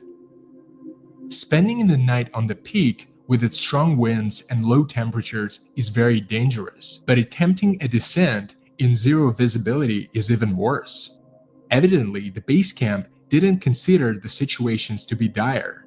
After all, Shatayeva was an experienced mountaineer and seemed to have everything under control. So she was given the right to choose a course of action, and in the end, her choice was supported. Then again, maybe the team didn't actually have a choice. The next morning, on the 6th of August, the weather became so bad that not a single team would set out towards the summit. The tracks of previous climbers had been completely covered by snow, but they couldn't stay. Welcome, Unsolved Cases and News. Great to have you here. Thank you for joining us tonight. Hope you're having a great weekend. In the summit much longer, especially after it turned out that one of the teammates was vomiting after every meal. Shatayeva was reprimanded for not reporting this sooner, but her husband, Vladimir, later wrote in his book that Elvira likely considered the vomiting to be a symptom of mountain sickness, which, though unpleasant, was only to be expected. Yet, it was at this point that Vitaly Abalakov decided to issue a reprimand. Being an experienced climber, perhaps he understood better than anyone else the threat that loomed over the women, and simply couldn't keep his temper. The weather was merciless. At around 2 a.m. the next day, a snowstorm hit the peak. That night, Irina Lubimtseva died. At 7 p.m., the base camp sent the following message to another group of climbers. The tragedy on the summit is coming to an end. What did that mean? Mountaineers were used to hardships and were realistic about their assessment of the situation. The women didn't have a chance, and indeed, at 9:12 p.m., the base camp received the last message from the team. It was over. Once the snowstorm subsided, American and Japanese mountaineers were the first to reach the scene of the tragedy. They made a map that could later be used to find and identify the bodies. The climbers reported finding 7 bodies and said that the 8th woman was missing. For a short while, this gave a twinkle of hope that she might be alive, though everyone understood how unlikely that would be. A member of the Japanese team that mapped the area and put up flags to mark the bodies recounted a chilling incident upon his return to the base camp. After we went back to the tent, we started getting auditory hallucinations. Jack and I would hear a voice outside. It sounded like the pleading of a young woman, but every time we left the tent to take a look, we would hear only the creaking of ropes under the weight of the snow. What could that have been? The Soviet search team was led by Elvira's husband Vladimir Shatayev, who had left the Pamir Mountains a few days earlier. He found out about the tragedy only upon his return. When he arrived at the foot of the mountain, he noticed that everyone was mourning. But soon thereafter, he heard the horrible news. Shatayev's whole group had perished. In spite of the hard blow that this news must have been, Shatayev found in himself the strength to head the search team and was the first to start the ascent. In his book, he assiduously describes every detail, every step, every thought, how he fought the hope of seeing his wife alive, how he tried to accept the facts, ascending the peak not for the conquest, but to identify the bodies of 8 women. When Vladimir Shatayev reached the summit, before him opened a view that he would never forget. Under a dazzling blue sky, there was a majestic snowy slope on which he could see small dark lines, one under another. This was the female team. Elvira lay closest to the descent path. Feeling weak in his legs, Vladimir approached the body and began the formal identification procedure. He got out his recorder, turned it on, and started speaking. Elvira Shatayeva, he paused, filling his lungs with air, and continued. Blue anorak, Vibram shoes, crampons on the feet, small round mirror, broken. He described the gruesome image in detail, and 7 more similar descriptions awaited him. Vladimir and his group found all 8 victims. The 8th woman, Nina Vasilieva, lay in a tattered tent under the body of Valentina Fateva, and the Japanese team had simply failed to notice her. The climbers dug 2 graves in the snow. They buried Nina Vasilieva, Valentina Fateva, and Irina Lubimtseva in the first grave. Galina Perekhaduk, Tatiana Bardisheva, and Ludmila Manjarova, Elvira Shatayeva, and Ilsyar Mohamedova were laid in the second grave. They had planned to leave the bodies there for good. Mountaineers seldom bring back down the bodies of their fallen comrades, mostly due to the great risk. Any ascent to the peak is dangerous, and not many would be willing to risk it for the sake of the dead. However, this unspoken law was soon broken for Shatayeva's group. The relatives of the victims had pleaded for their bodies to be returned, and even their fellow climbers felt bad about leaving 8 young women on the mountain forever. Vladimir Shatayev felt that a return mission was necessary. This is why, a year later, he requested permission to bring the bodies of Shatayeva's group back from the mountain. He admitted to being afraid that his motives would be misunderstood, that people would think this was his way of coping with his own grief. But the Soviet Council on Sports understood him correctly and granted him permission to embark on this risky endeavor. To Shatayev's surprise, mountaineers across the whole country, from beginners to professionals, wanted to take part in the mission. All of them were prepared to ascend the peak of their own free will. At the last moment, Shatayev made an unexpected decision and included 2 women in his team. Anna Ananieva and Rano Sabirova, inspired by what they had written in their letters to him. We firmly believe that mountaineering is not only about physical strength. The mission lasted 14 days and was a success. The women were buried at the foot of Lenin Peak in the Edelweiss Field base camp. In his speech during the burial ceremony, Vladimir Shatayev said, "Our mountaineers were gentle and courageous women. They conquered peaks. Humans will always put themselves to the test, including through mountains. It will never end, not for men, not for women. I wanted to bury Elia here, in this land, at the foot of the mountains. As long as the Pamir stands, people will always be here. The Pamir will help keep the memory of them forever." The tragedy on Lenin Peak became one of the most harrowing incidents in the history of mountaineering. A sudden and heartbreaking end to the lives of 8 young women. Vladimir Shatayev continued his mountaineering career after his wife's death, conquering Everest in 1995. He's now 84 and married a second time. As recently as 2016, he ascended Mount Kilimanjaro. One can only imagine how many peaks Elvira could have conquered, but as they say, mountains either let you come to them or they don't. And sometimes they take climbers with them forever. Even though the cause of the group's death seems obvious, there are rumors in mountaineering circles that Elvira never told the whole truth, that perhaps some of the women got sick even before they reached the summit, and that they continued their hike in spite of that.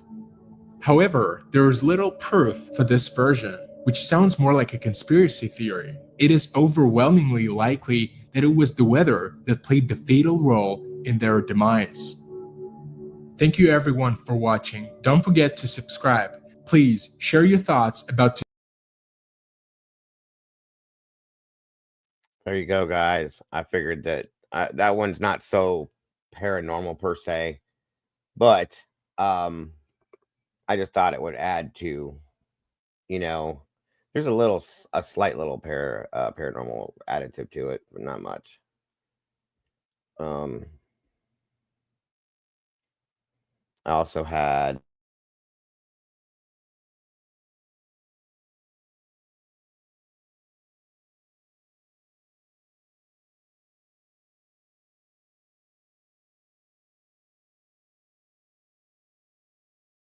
somebody posted a story. Let me see here.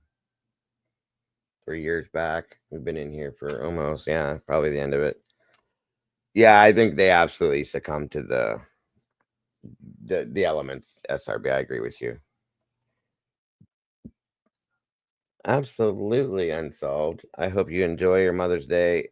Absolute. I hope you have a wonderful day, as you and every mother deserves too, in my opinion.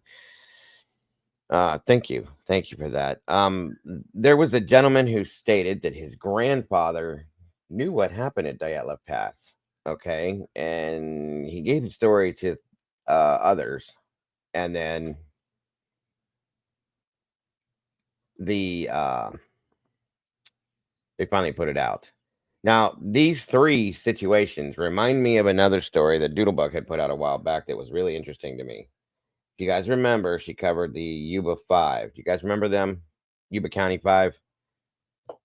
It kind of gives me the same feeling there, which was a crazy story. I'm not going to play that for you tonight, but I'm going to give you a little bit of this story that this guy came back with about the Dyatlov Pass incident. Now, none of these, as far as I'm concerned, touch on what happened in Khamar Daban. Okay, that one, Khamar Daban, I got like a creepy, nightmarish visual of that shit. Seeing the twisted up, contorted shit and all that, it's crazy to me, you guys. So, but I want to give you guys a little bit of this story, and that should pretty much bring it to a close for tonight. But I hope you guys have enjoyed this tonight so far. All right, Miss Iggy, telling me to shut up and run it. Here we go. Now they're going to explain the Dyatlov Pass situation, but at the same time, the gentleman's going to bring forth what his grandfather said happened, okay?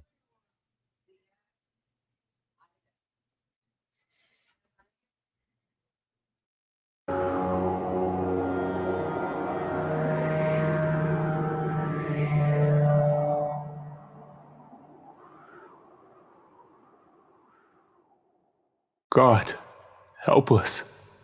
They're still out there. Those were the last words in my grandfather's diary, which was found open on the table, at which he shot himself in 2019. I was the one who found his body, a hole blasted through his head with his old army pistol. I can still see the scene to this day. Blood dripping down the sides of the desk, the metallic scent in the air.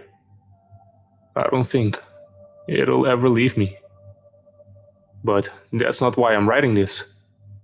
After I had grieved, that sentence began filling me with a morbid curiosity. Who, what, was out there? My grandfather had always been a quiet man who kept to himself and spoke little about his past.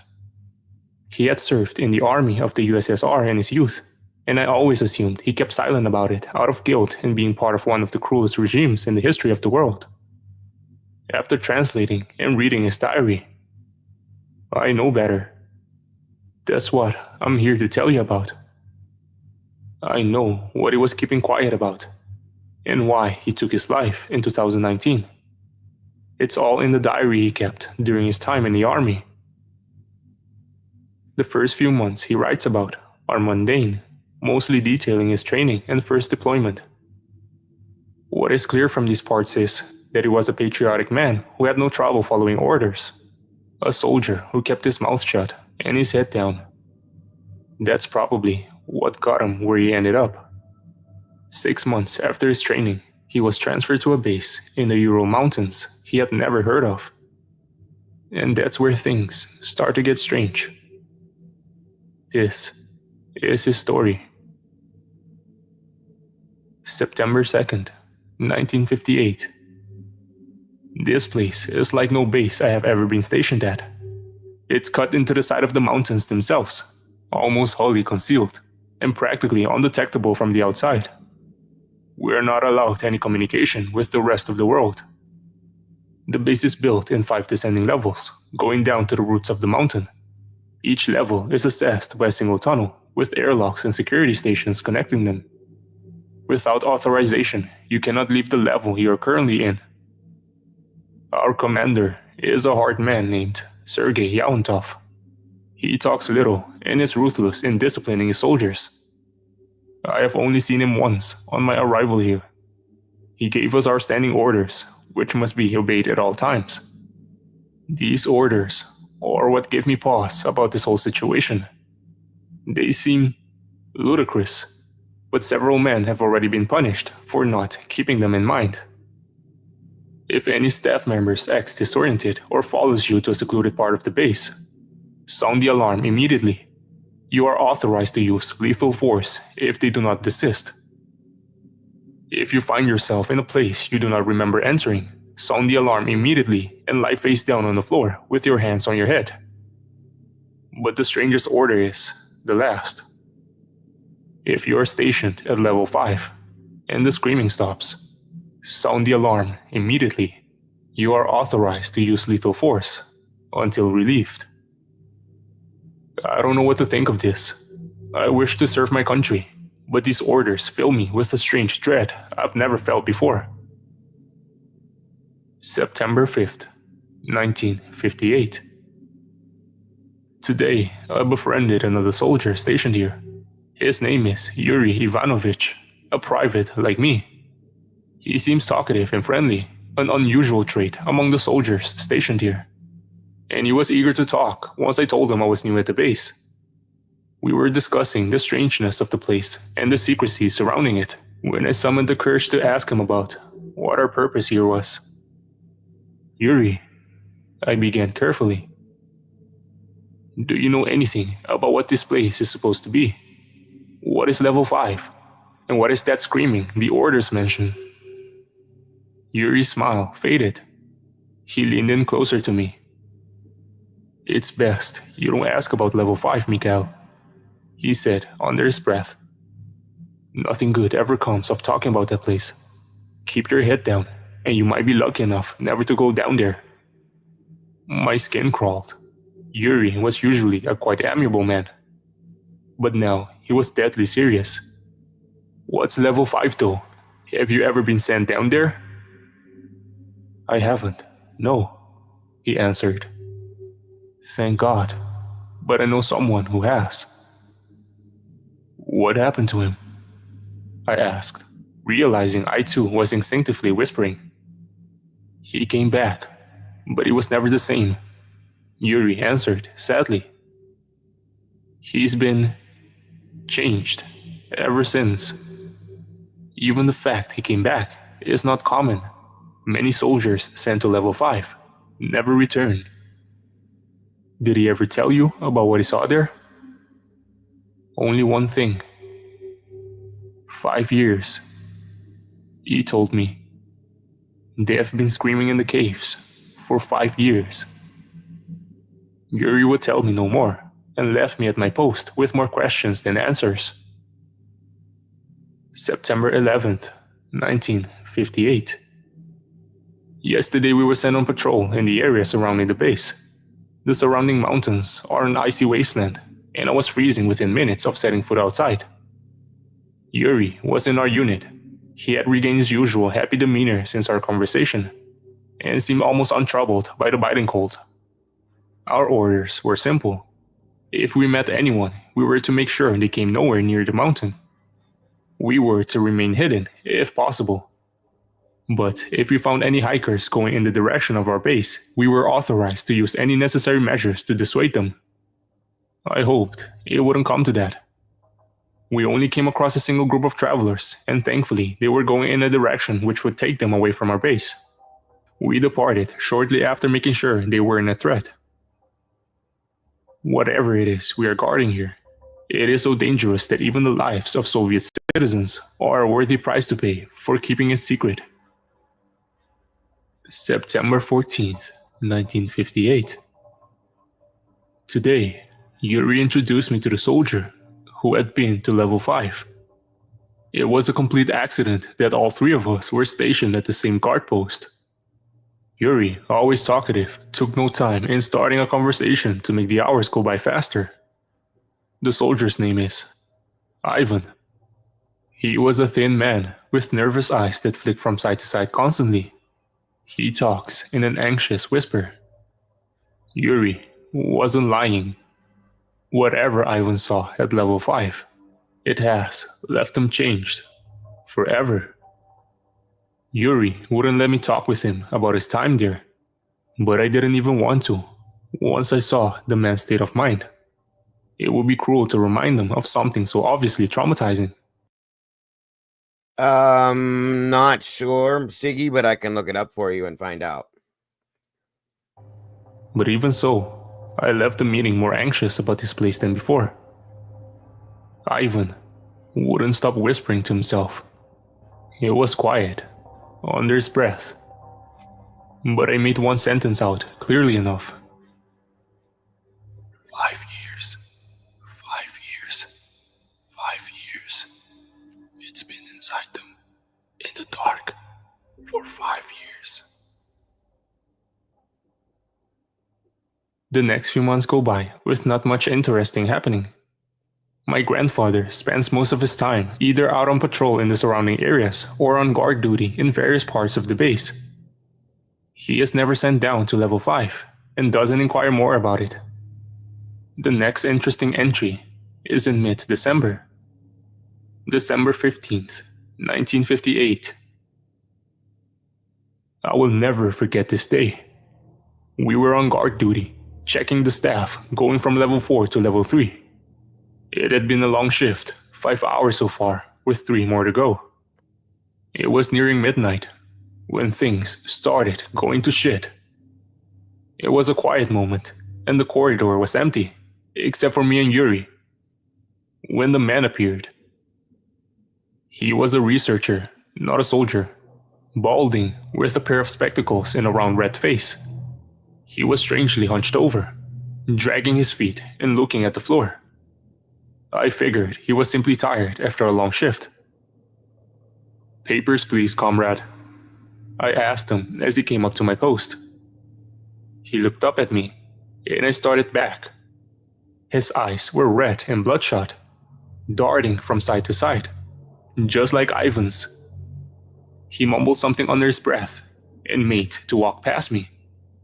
I stepped into his path. He hadn't given me any identification, and I couldn't let him pass me by. "Comrade, I need to see your authorization before you can leave level 4. The man was looking at the ground again. Now he was closer to me. I could see him shivering. He was mumbling something under his breath. I leaned closer in to hear him. "They can't get out.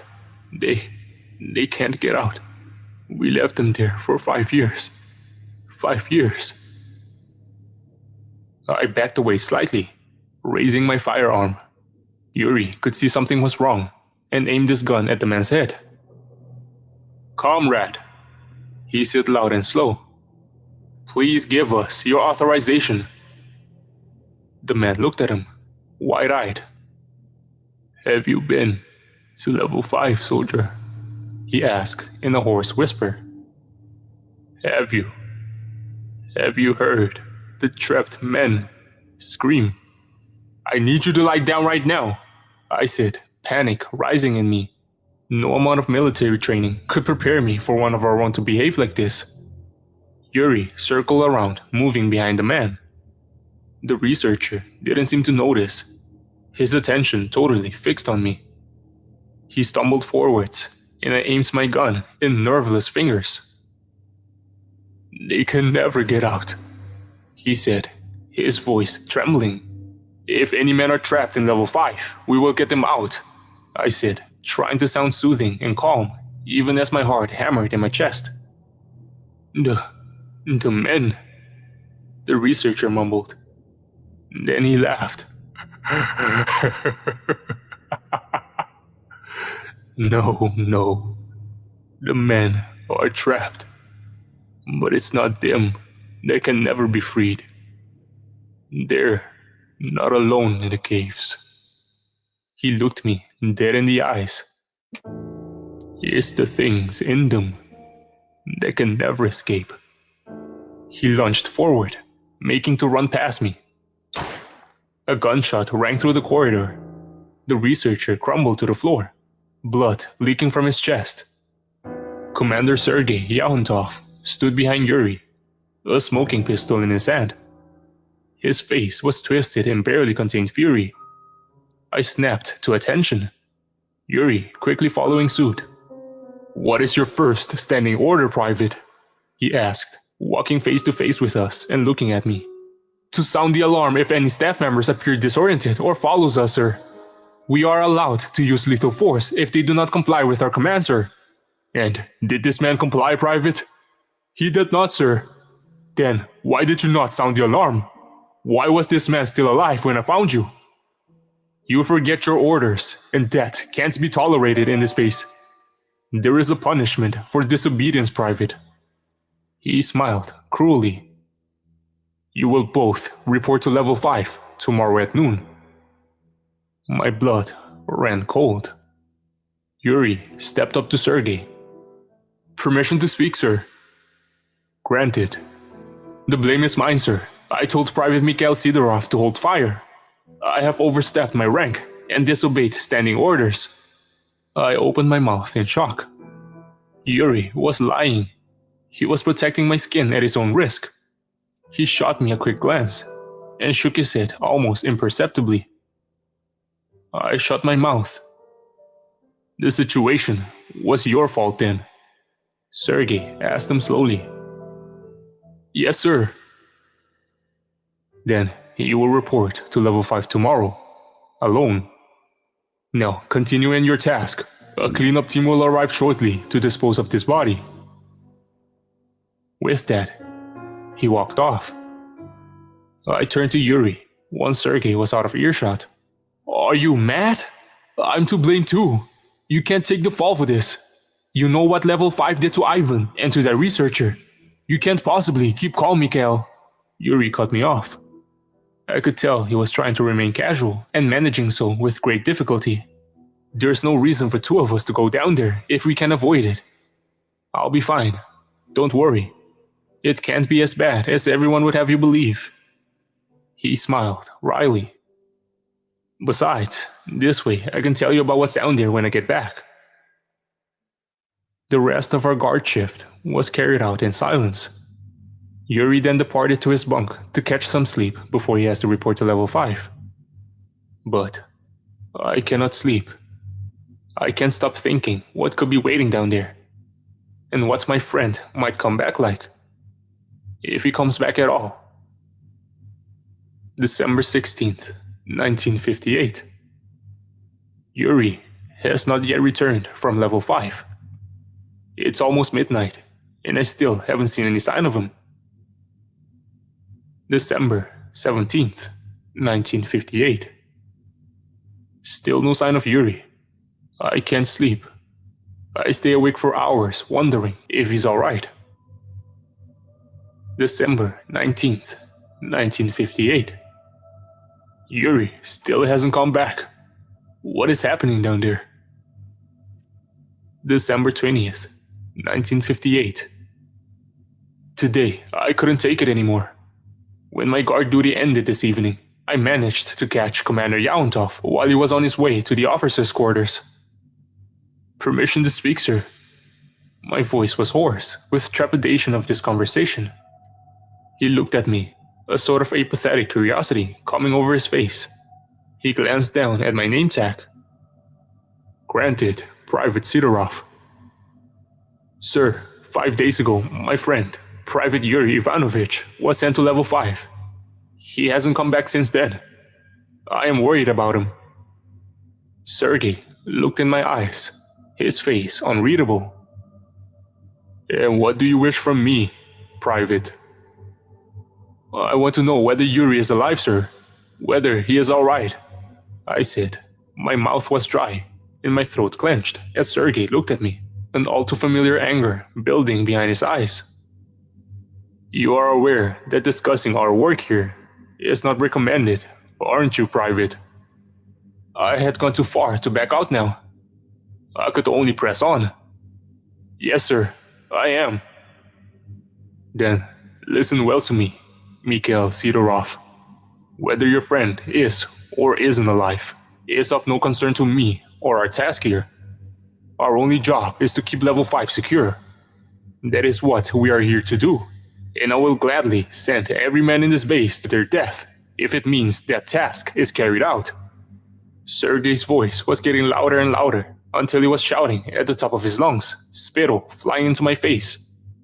Completely unknowingly, I had touched on a subject which I should have never opened with him. Sir, I began, trying to apologize. Sergei wouldn't have it.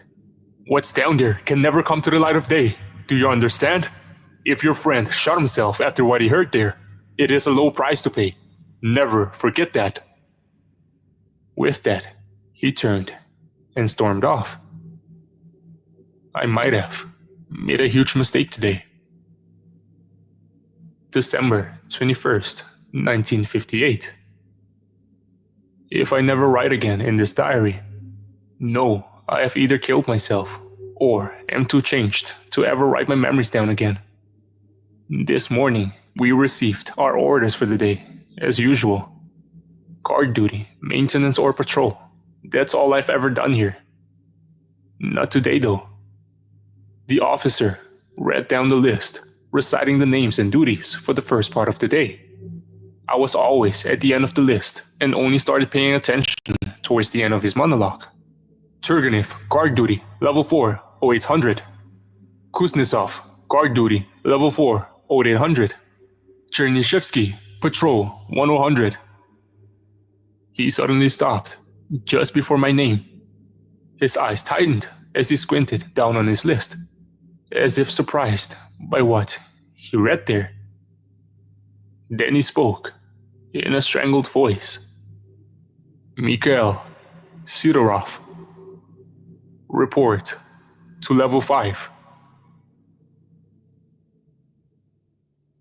The entry from December 21st is followed by several empty pages. This is what follows.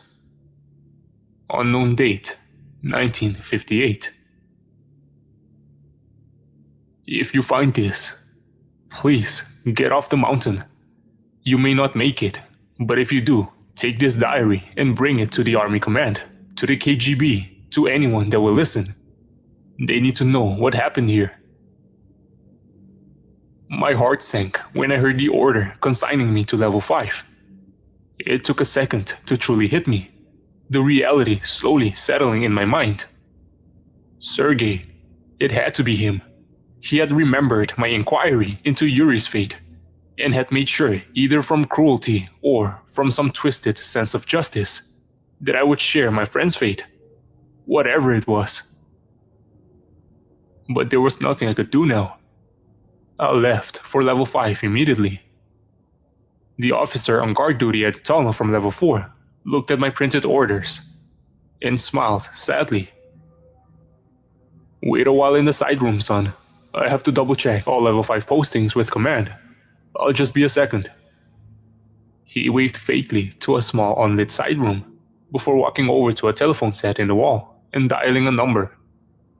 I walked over into the side chamber, resignedly. The room was dark, only lit by a thin sliver of light coming from the corridor outside and filled with dank air. There was another person waiting inside, standing silently in the corner.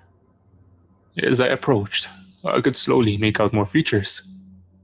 The man seemed familiar, even in the dark. It looked like Yuri. Is that you? I asked incredulously. What are you doing here? Where have you been? Mikhail? Yuri asked.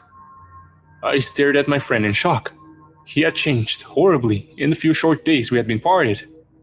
Where before he was a healthy, well-built man with an undying smile on his face, he was now hollow and frowning. Have you been discharged from level 5? You've been... I didn't get another word out. Yuri darted forward, slamming into me, one forearm pinning my neck to the wall. He thrust his face right in front of mine. Where are you going, Miguel? He hissed in a sharp whisper. Have you been posted to level 5? Yes. Sergei sent me here as a punishment for asking about you. Yuri swore beneath his breath. Fuck. Listen to me, Miguel. Don't listen to the screaming. Whatever you do, don't listen to it. If you can't take it anymore, do whatever you have to. Just get out of there. Fake an illness, insult the officer, and get taken to the prison wing. Whatever you need, just get out of there. There was a cough from the door. The officer stood there, uncertain as to what was happening. You have been cleared for level 5, Private Sidorov.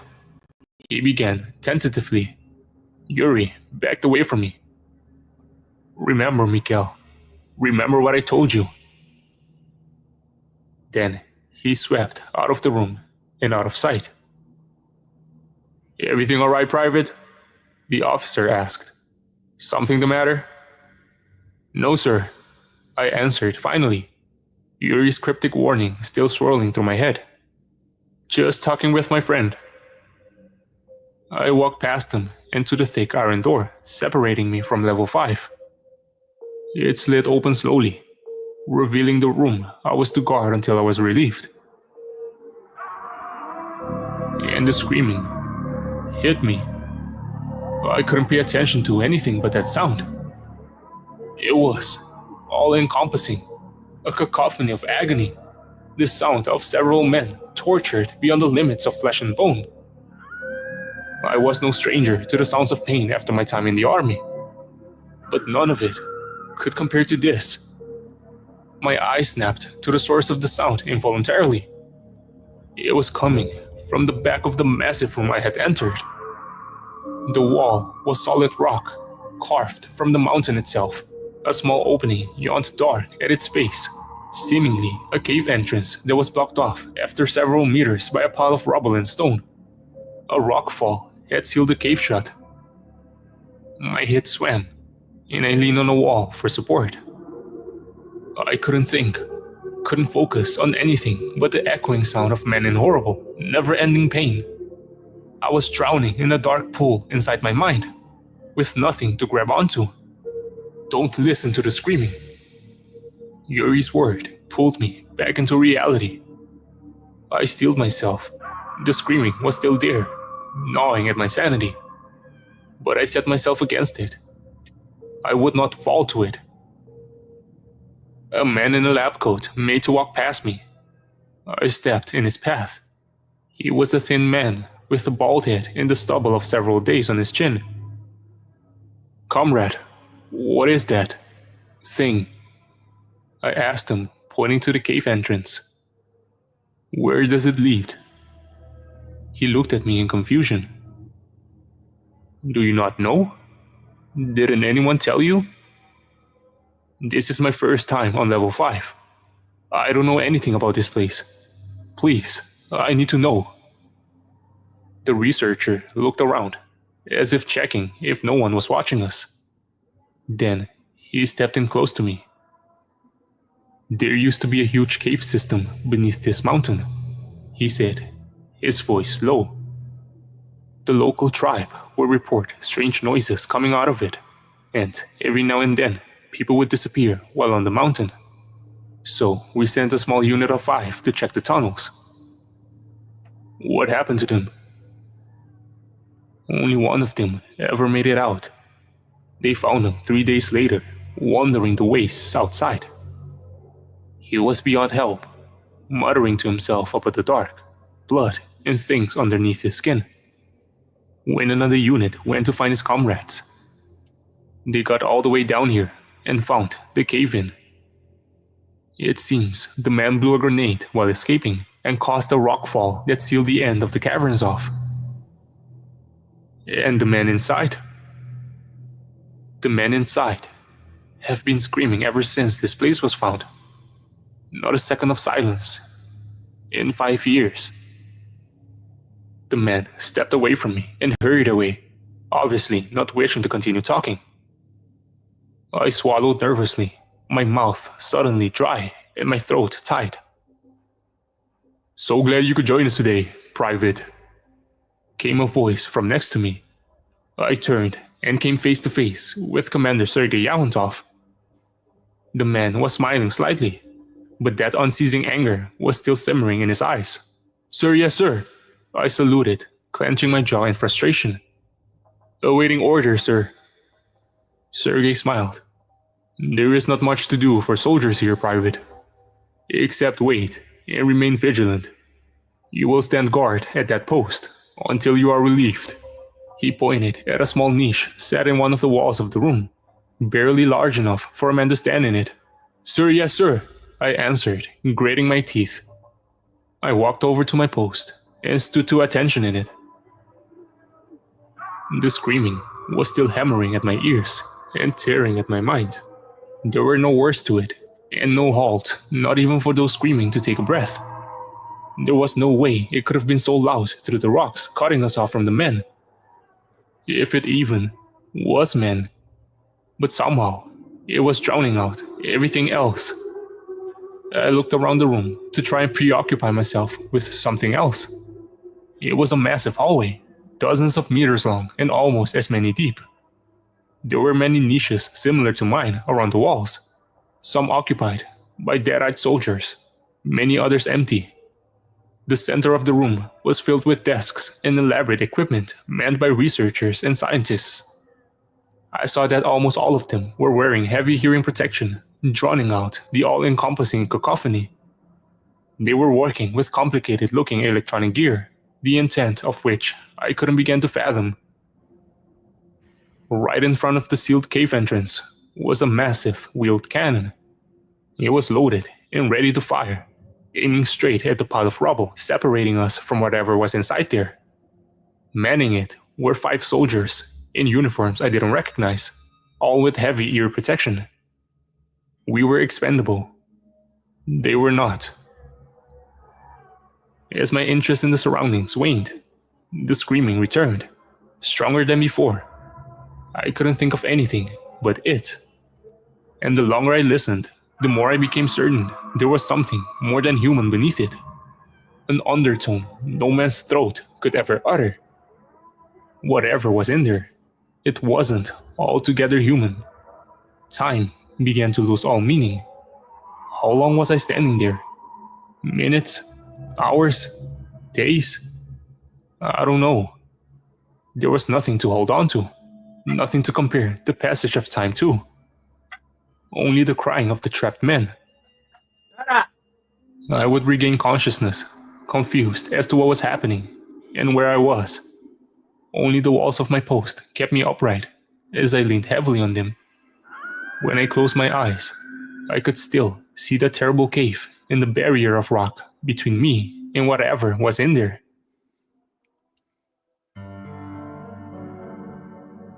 I don't know how long I was on guard before Yuri's words pierced the veil on my thoughts. If you can't take it anymore, do whatever you have to. Just get out of there. I wished to serve my country. I would gladly have laid down my life for it. But this was something I could not do. I had to get out of this room before I lost my mind. Slowly, almost theatrically, I keeled over and landed face down on the floor. Now, I'm going to stop for a quick second. I want to show you guys something. Going back to the map we looked at earlier. Okay. Hold on. Throughout this, the stuff I'm showing you, let me make sure I have this right. The orange triangles are military and underground military bases. I'm sorry, or our military underground base in the red bottom left.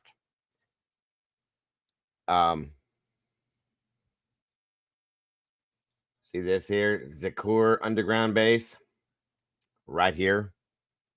You can see my cursor. Maybe you can't. Hold on. Yeah, right there. Okay. And just saying, there's one there, and I think there was a couple others. So again,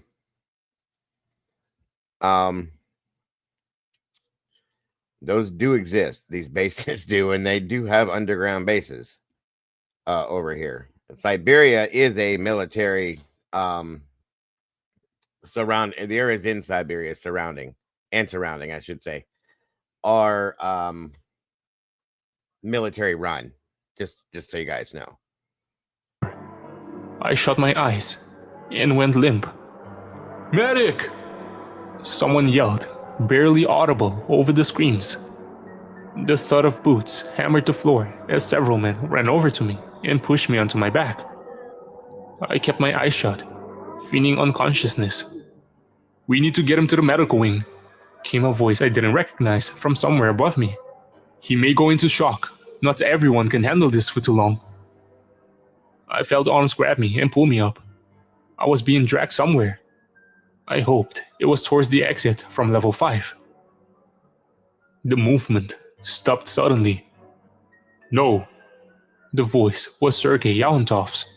It came from in front, from between me and the exit. Shit. Sir, this man is unconscious. This place might have been too much for him. We need to get him to a... No, comrade. This man is here as a disciplinary measure. And here he will stay till he awakens. Take him to the prison room and put him in a cell. He will be safe there till he awakens. Send for a medic to check on him if you wish. But sir, that is an order, Private. Understood, sir. I was being dragged again, but in a different direction. Panic rose within me.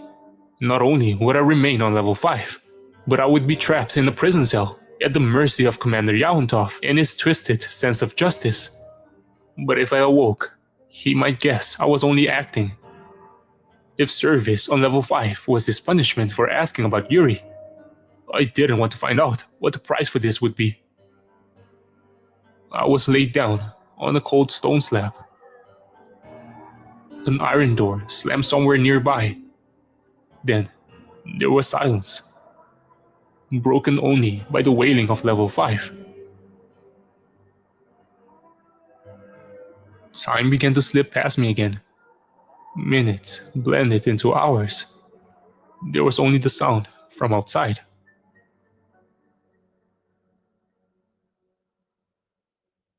Suddenly, I was pulled back into reality. It took me a second to realize what had broken me out of my horrifying trance. Silence. Absolute silence. The screaming had stopped. There was a second of nothingness as the world drew its breath. Klaxons and sirens wailed outside the door of my cell. The thump of boots echoed through the halls as soldiers took up positions. I leapt up, running over to the solid metal door of my room, beating on it with my fists. Let me out! Let me out, damn you all! There was no answer. Someone screamed in level 5. The same inhumane screech that had before come from within the cave. Except now, it was closer, more immediate, in the room outside. There was a gunshot, then another, and then a whole salvo.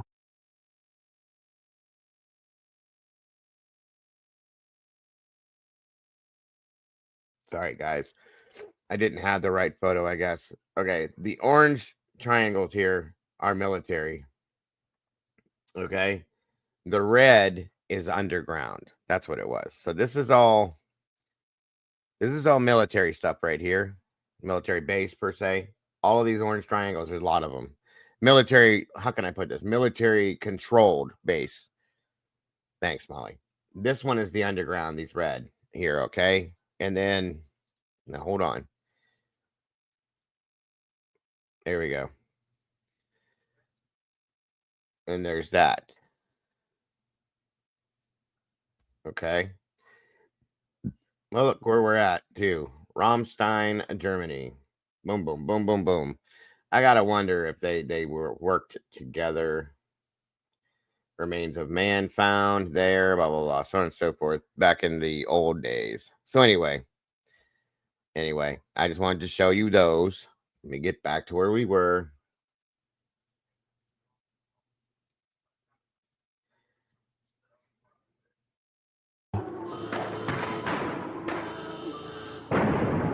The ground shook as the massive cannon I had seen discharged a single time. The screaming grew in volume as more men joined in, but never more than a handful. One cry would die down in a wet gurgle, only for another to take its place. I backed away from the door and fell to the ground, hands clenched on my ears. Something heavy hit the door. A red puddle began spreading from beneath it. There was a crash of steel from outside, the agonized wail of heavy doors being ripped off their axes. The screaming grew distant, spreading upward through the facility. And silence fell on level 5. I have been here since then. I cannot open the cell door from inside. As far as I can tell, days have passed. Thirst and hunger torment me, but I have to hold on, in case I am ever rescued. I have to warn someone. I have to warn them about what happened on level 5. December 29th, 1958. I was trapped in my cell for 5 days. Hunger and cold took their toll on me. I would have died of dehydration, but there was a small, filthy toilet in the corner of my room. After a day, my thirst overcame my revulsion, and I drank from it greedily. The water only lasted 2 days, and thirst quickly added itself to my list of tormentors. The lights went out after several hours, as whatever happened to the base above destroyed the generators, plunging me into darkness. I was almost relieved, unable to see the dried red stain around the door. I was starving and freezing, but my real enemy was my own mind. I could still hear the carnage outside, echoing in my mind. The inhumane screaming, the desperate gunfire, the sounds of a whole military base unable to stop whatever had come out of that cave. When I heard the sound in the corridor outside, I thought I had to be hallucinating. I haven't heard anything but my own voice for days. I rolled over on the floor and ignored it. But then it came again. Footsteps, slow, wary, echoing down the abandoned hall. They were getting closer, heading right for my cell. I leapt to my feet, swaying as my head swam. Sounds good. There was nothing Piggy. in my cell I could use as a weapon. I bared my fists, turning in the dark to where I thought the door was. Something grabbed hold of the heavy iron bar, locking it, and it scraped loudly as it was drawn up. The door crashed open. A blinding light shone into my eyes. I cringed backwards, my illusions of putting up a fight gone in a rush of terror. I shrank backwards, raising my arms to protect my eyes. "Mikael, stay calm, it's me." It was Yuri's voice. The light swung downwards as I squinted at its source. Yuri stood in the cell door, one hand gripping a battery-powered light, the other holding a pistol. "Yuri, what are you doing here? I thought everyone was dead." I slurred. "Not everyone. I'm sorry it took so long, Mikael. I didn't know you were in the cell. I thought you died, like almost everyone else. Sergei the bastard only told us yesterday that you were locked up when it happened." "Water," I mumbled, the edges of my vision darkening. I fell to one knee. Yuri rushed over, pulling a canteen from his belt. "Here, drink. There's more up above." I grabbed the canteen and tore it open, wolfing down the water inside. I wanted to thank Yuri, to ask him 1,000 questions, but my body didn't allow it. Darkness folded in around me, and I felt myself falling. That was 2 days ago. When I awoke, I found myself in a mess hall on level 1. The survivors of whatever happened on level 5, some 50 soldiers in total, have holed up here. We have fires, food, and water. When I recovered, I immediately asked Yuri about what had happened to the base. "We don't even know," he answered, a flash of fear crossing his face. One moment, everything was normal. The next, people were screaming, Miguel. Then they dropped, blood at the mouth, and someone else would start. We tried killing whoever it took, but it would always jump to someone else. What? How is that possible? I don't know, Mikael. It shouldn't be. And yet, out of the 500 men on this base, there's only 50 alive now. And we only survived because we hit. Whatever took those men, it seems that, if it can see you, you're safe. Or at least, safer. What happened when everyone inside was dead? Yuri sighed. The last 4 men to be taken by them. They never stopped screaming. They ran into the wastes outside. We haven't seen them since. We sat in silence for a while. What happened to Sergei? I asked, finally. Yuri smiled, a flash of his old attitude warming his face for a second. He has been relieved of command, you could say. When it was all over, he appeared unharmed and tried to make us follow the screaming men out in the dark. We wouldn't have it. He shot old Lebedev before we could restrain him. Where is he now? In the other mess hall on this level.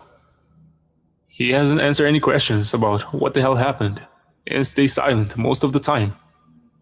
Come along, I'll take you to him. We picked our way through the men lying and sitting around our makeshift shelter. Everyone was quiet. The loudest voice was a whisper.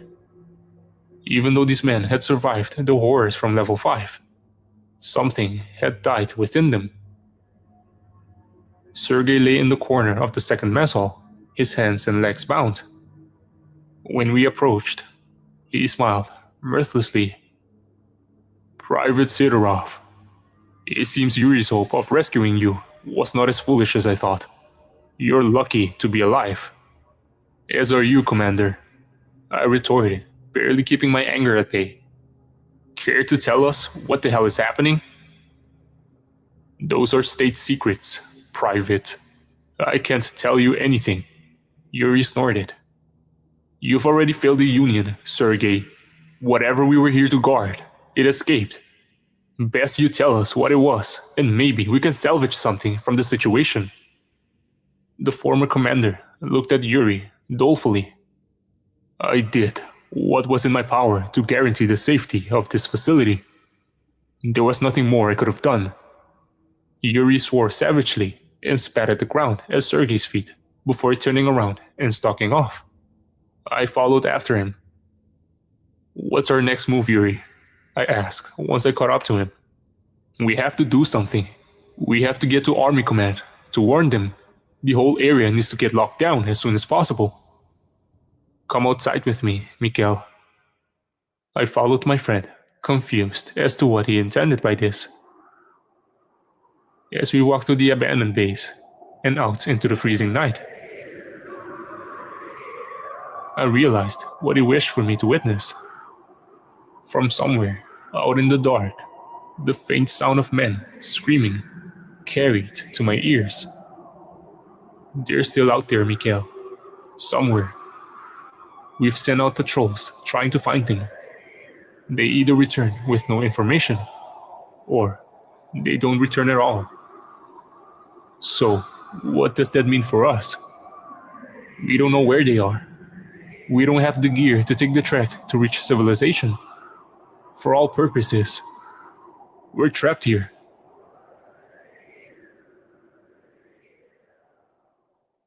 January 2nd, 1959. We have remained camped in the remainder of Level 1. Sergei still hasn't talked. 3 men didn't return from patrol today. January 7th, 1959. 5 more men have gone missing on patrol since my last entry. Food and water are still in supply, but we're running out of cigarettes. January 12th, 1959. 7 more men are dead. Sergei remains silent. There has been talk among the survivors of executing him. January 19th, 1959. There is little reason for me to continue this diary, other than keeping track of our losses. 12 more men have been lost to the Screaming Ones. Sergei hasn't spoken in 3 days. No more cigarettes. January 25th, 1959. Today, the screaming came closer to our base than ever before. All the way to the ruined entry gate. We lay low, gripping rifles in terror, mumbling prayers and curses. Thank God, it passed after half an hour, moving somewhere down the mountain. 4 men went to follow it, swearing to kill the screaming men from a range. They haven't returned. January 28th, 1959. Today, Sergei finally talked. We haven't fed him in days and only gave him small amounts of water. Finally, he cracked and agreed to talk to us. He never pleaded, never begged. He is still Sergei, angry, prideful, utilitarian. But now, we know a bit about what we're dealing with here. We never opened the cave, not once, in 5 years. He told us through parched lips. The best scanning equipment in all of the Union was used to give us some idea what was happening on the other side of the rockfall. Our best guess was the 4 trapped men were just standing there for 5 years, standing there, screaming. And no one ever tried to open the cave? A soldier growled. Would you have? We didn't know what was in there. What was in those soldiers? We still don't. Even now. And how did they get outside? I demanded. The cave is still sealed. How could they escape? Your guess is as good as mine, Private Sidorov. Sergei smiled, his head lolling. Maybe they were gathering strength. Maybe they were biding their time. Maybe, given 5 years of doing nothing, they could pass through the rock with the same ease they passed through flesh. Whatever happened to the man in this base, it only happened to those in a direct line of sight from the screaming ones, said Yuri. Whatever way it moved outside the cave, it doesn't seem it can do it again. That's how we all survived after all. Sergei grinned at Yuri. By hiding like cowards. Yuri lashed out, fast as a snake. Sergei's head snapped back and blood spouted from his burst lip. Despite everything, he kept on grinning. And what do you plan to do now, Private Ivanovich? Thank you, Sticky. Our only chance was to follow and kill those things. And instead, you turned on me. The soldiers around him started to disperse with mutters of disgust. It was clear we would get no more from our former commander. Grudgingly, I gave him a canteen of water. It seems we will all die here. Either the screaming ones find us, or we die out there in the snow, one by one.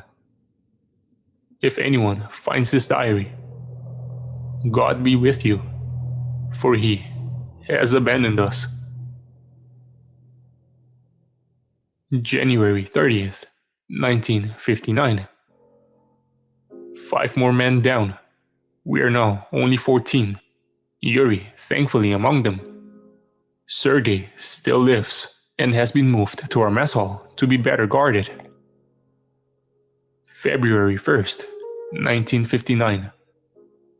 May God have mercy on my soul. Today's events will haunt me till the day I die. It was approaching nightfall when a patrol, the last 2 men brave enough to volunteer to search the mountain, ran into our shelter. The sentries leapt up, rifles raised, expecting trouble. There's people! People on the mountain! One of the scouts yelled. I sprang to my feet and ran over to them. Yuri close behind. Who? Where? I demanded. On the slope. We counted 9. They're setting up camp as we speak. The remaining soldiers gathered around the patrol. Are they military? Yuri asked. Could they have radios? Can we contact command? No, they're civilians. Hiking expedition, it seems. The patrolman answered. A dejected quiet fell on the room. Our hopes, so quickly raised, were crushed just as fast. A single voice broke the silence. Sergei's. Bait. We looked over at him, confused. What are you talking about, you son of a bitch? Asked one of the survivors. What do you mean bait? Those people on the mountain.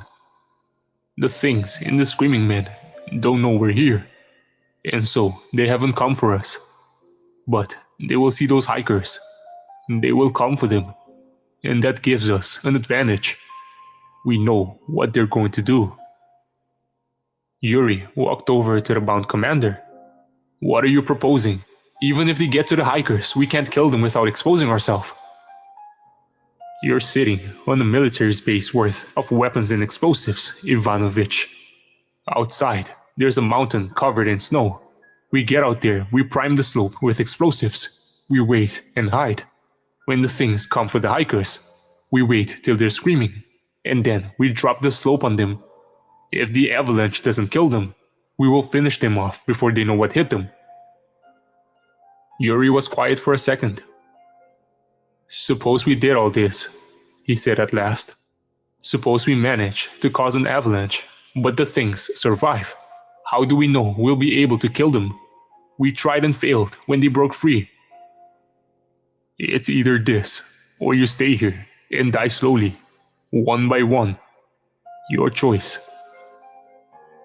There was a second of silence. Then Yuri nodded. If we are to go down, we go down fighting. Around him, the survivors were rising to their feet and muttering in agreement. A fire in their eyes that had been extinguished for a month had been rekindled. They had intent. They had hope. One more thing, added Sergei, lifting his bound hands. Free me. Yuri hesitated for a second. Then he stepped forward, drew his knife, and cut Sergei's bonds. Everything happened quickly after that. We gathered explosives from the armory, grenades, and demolition charges, and stalked out into the night. The hikers had pitched their tent under the mountain. A dull glow came from inside, the light of a lamp illuminating it from within. The scream still came, faint on the air. Maybe the campers didn't hear them. Maybe they mistook them for the howling of the wind. Whatever it was, they stayed inside their tent. Our small group crept along the mountain above, anxious in the dark. Every movement in the black night was full of terror.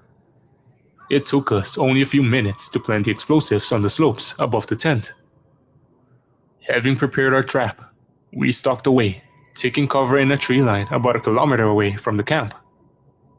And then we waited. For several hours, we sat in the cold, freezing and terrified.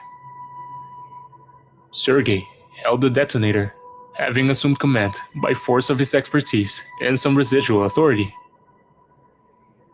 It seemed like an eternity of waiting. But then, it finally came. The moment we had been dreading. The screams on the wind got closer and louder, approaching the tent. We saw the things coming. 4 specks of black on the white snow, running down the mountain towards the hikers. There was a commotion in the tent, shadows moving inside in panic. As one, the voices on the wind went silent. The running bodies fell limp in the snow. And 4 fresh screams arose from the camp. We froze. We had been awaiting this moment anxiously for hours. But when it came at last, we still hesitated. Blow the slope! Do it, Sergei! Yelled Yuri, breaking our horrified trance. Our commander smiled cruelly and hit the detonator. There was a loud crack and a boom, like thunder in the distance. A flash of flame illuminated the slope, casting it in sharp-cut shadow and light. I covered my ears. There was a rumble that echoed across the mountain. For a second, the world held still. Then, the whole slope above the tent began shifting, the vibrations setting off an unstoppable chain of motion. Tons of snow were moving, sliding down with an unsettling groaning sound. The mass gained speed and struck the tent with horrible force. Silence fell on the mountain. Slowly, we picked ourselves up. The tension was palpable. We waited with bated breath. Did it work? I said finally, my voice hoarse. No one answered for a second, listening intently. Then Yuri whispered an answer. I think it did, he said. We should go check. A horrified scream, louder than any before, cut through the night. My heart sank, a chill running down my spine. Yuri swore, and Sergei drew his pistol. Looks like we're not done here yet, soldiers. Get ready. The tent bulged and then split as someone tore it open from the inside. Figures streamed out, running towards our tree line. They weren't screaming. They weren't taken. But my heart sank as the last 4 shapes emerged from the ruined shelter. 4 loud screams sounded across the mountainside once again. The things staggered through the snow, limbs uncoordinated, as if whatever force gave the body's movement and strength was not used to these new hosts. But they were moving fast, following the fleeing hikers and heading straight for us. "Prepare to fire," Sergei commanded, his voice cold as iron. "If it moves, kill it." My surviving comrades kneeled in the snow, rifles trained on the incoming figures. With the crack of gunfire, we fired our first volley. We aimed with all the skill we had, trying desperately to make sure the hikers who hadn't yet been taken wouldn't die in our crossfire. One of the screaming ones went down, and I cheered, only to curse in fear as his cry of insane pain was raised up by another of the fleeing hikers. Were these things invincible? Would death only make them leap to a fresh target? Another volley set my ears ringing, and 2 more bodies fell to the ground. Their screams were silenced only for a second before a pair of the fleeing hikers stumbled, twitched, and took up the agonized cry. Panic spread through our group like wildfire. Discipline collapsed. The screaming men were getting closer, our gunfire doing nothing to stop their advance. First one, then 2 soldiers turned and fled into the forest. Then they were all running, terror seizing our minds in a horrible grip. We ran through the midnight forest, the screams of the following things echoing around us. I cried as the ground below me suddenly fell away and I tumbled down a small slope. A stream ran at its bottom, and I fell straight into it, ice-cold tendrils immediately spreading through my body. My comrades ran after me, some falling as I had, some keeping their footing. Sergei stood beside me and lifted me up. "What do we do?" I said desperately, panic threatening to overwhelm me again. Sergei didn't have time to answer. Over the lip of the slope we had fallen down, 4 shapes appeared. Their screams were deafening. The next moments are only a blur in my memory. I remember desperate gunfire as the 4 slavering figures ran among us, their screaming mixing with our own cries of fear and confusion. The corruption spread quickly. Men falling dead, others taking up their inhumane shout.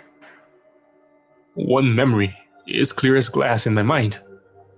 A screaming figure, a soldier I had known as Igor Pashenko, staggered towards me, his mouth open in a disfiguring grimace. I stumbled backwards, tripping on a prone body and falling to the ground. I would have died. I should have died. But then Sergei jumped in front of me. He never panicked. He may have been cruel, a bastard and a murderer, but he never panicked. As Pashenko screamed at him, Sergei aimed his pistol and began firing. His aim was flawless. 1 bullet, 2, 3, almost a whole magazine dumped into Pashenko's chest. All but 1 shot. As the soldier fell to the ground and whatever force had moved his muscles fled to find a new host, Sergei put the gun under his own jaw and fired. Then Yuri was picking me up. "Run, Mikhail! Run! Back to the base!" I didn't question his command, didn't ask why we would go back there. I fled, Yuri beside me, as the screaming tore through the remainder of our group. We had gotten away, but the things were soon in pursuit. As we staggered through the snow, we could hear them behind, their agonized cries slowly gaining on us. My legs burned, weakness and cold sapping my strength. I would have given up and laid down, waiting for death, if Yuri hadn't kept me going. We dashed through the ruined gate of our former base, the things some 100 meters behind. The darkness in the ruins was absolute, and we would have soon been lost if Yuri hadn't quickly found a battery-powered light. We ran downwards through the levels of the base, the screaming now closing in behind. If they caught sight of us, this close, it would be the end. Where are we going? I panted, tears of fear and exhaustion streaming down my face. We're trapped down here. Yuri's face was set in stone. We can't kill them, Mikhail, he answered. If that avalanche and all that gunfire we hit them with couldn't do it, I don't know what will. Then, what are we going to do? He glanced over at me for a second as we fled through the dark. Then he raised his free hand, grasped in it, were 2 grenades. One of these opens the caves on level 5. I lure them inside, and I hide. Once they followed me, I'll sprint out. You have to be ready, Miguel. The second I'm out of that cave, you blow the entrance. We'll cause another rockfall. We will trap them again, I realized. We will seal the cave off. Exactly. Yuri smiled grimly. He thrust one of the grenades at my chest, and I took it in shaking hands. We tore into level 5. The ground was strewn with corpses, the dead left in the wake of the screaming one's escape, lying in heaps around us. Our pursuers weren't far behind. I could hear their thudding footsteps, their terrible cries. We were running out of time. Yuri sprinted towards the pile of rubble, sealing off the caves. "Hide, quickly!" he called out. I leapt to the side of the room, taking cover behind an overturned work table. A dead body lay there, its eyes open in death, a grimace of shock and pain set on his face forever. A loud bang shook the whole level as Yuri blasted his way into the caves. The walls groaned ominously, their structure damaged, thousands of tons of rocks above us pressing down with terrible pressure. The screaming ones were approaching. Their cries were deafening. Yuri's light went dark as he pushed deeper into the unseen cave. There was a quiet thud as he lay it down. The bait was set. We didn't have to wait long. The cries of the things in pursuit rose in a crescendo as they crashed onto level 5. They didn't stop and dived straight into the caverns, following the light. I leapt from behind the table and ran to the cave entrance. A grenade pin clicked on the ground as I pulled it out, gripping the safety lever in sweaty hands. I waited, my heart thudding, my breath coming in short gasps. Desperation began building inside me as I realized that something must have gone horribly wrong. Yuri wasn't coming out. How long could I wait? How long did I have? Suddenly, my friend's voice cut through the cacophony of pain, echoing from the black cavern. Blow the entrance, Miguel! Do it now! He yelled from the dark. I couldn't. I wouldn't. My friend was in there, and I couldn't consign him to his death sentence. Yuri! I screamed desperately. I can't! My friend limped into view, staggering around the corner of the passage. 4 shapes leapt up behind him, all attention on Yuri. He hadn't been able to hide from them. We were out of time, out of options. Do it, Miguel! You have to! He couldn't get any further. I saw one of the pursuing bodies collapse. Yuri twitched, staggered, and fell. Tears blinded me. I released the safety lever and leapt back behind cover. There was a flash of light and a deafening boom. The screaming was drowned out. The walls shook and the cave collapsed. Tons of rock smashed down, shattering on the ground. A cloud of dust sprang up, setting my lungs on fire. I peered through it with watering eyes. The cave was sealed. A wall of rock had fallen in its entrance, blocking it off. I fell to the ground and wept for my lost friend. No dead soldiers are mentioned in the old investigations of the Dyatlov Pass incident. I presume whatever arm of the government sent my father to that unknown base had gotten there first, drawn by reports of missing hikers, and made sure their involvement would never be found out.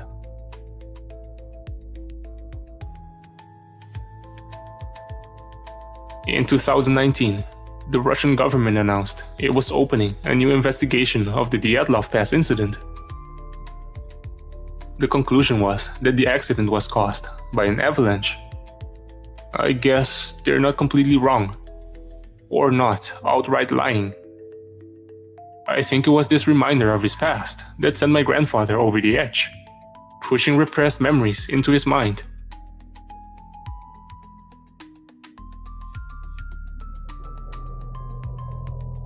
I can't help but wonder if his last written words were true.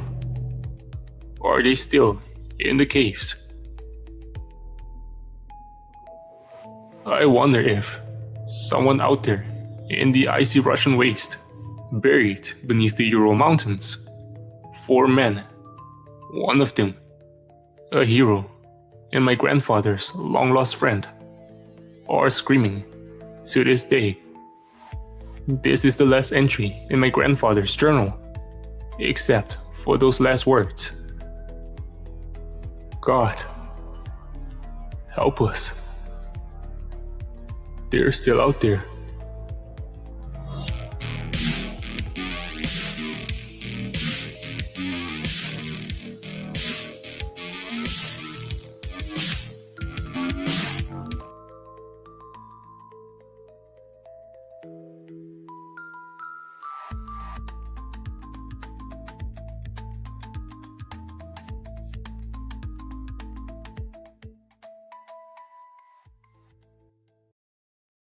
All right, everybody. There it is. That is creepy, unexplained, and scary Saturday night for you guys. I tried to put something together tonight, a little different than what we normally do, to get you guys hanging on tonight. It was quite, I don't know how true that story there is. Now, what I do know is I have read and heard stories of Siberian weirdness, okay, going on in Russia and things like I stated earlier between in World War II times, Hitler, Russia working together, different things, so on and so forth. Guys, take that all into account, which is why I showed you the secondary story about the Diallo Pass again. You can take this with you in here and decide what you believe. All right. So I hope you all have a great rest of your night. I hope I didn't freak anybody out too bad. I'm gonna venture to tell you guys, in my opinion, that is a combination of fiction and true events blended together. Let's go with that. That way it doesn't freak out too many people. Anyway, so I hope you guys have an amazing night. I will be here tomorrow at some point for the morning show. Late morning, maybe. And I hope to see some of you guys there. Guys, don't forget to love yourselves and love each other. And don't change that. You guys are the beautiful people.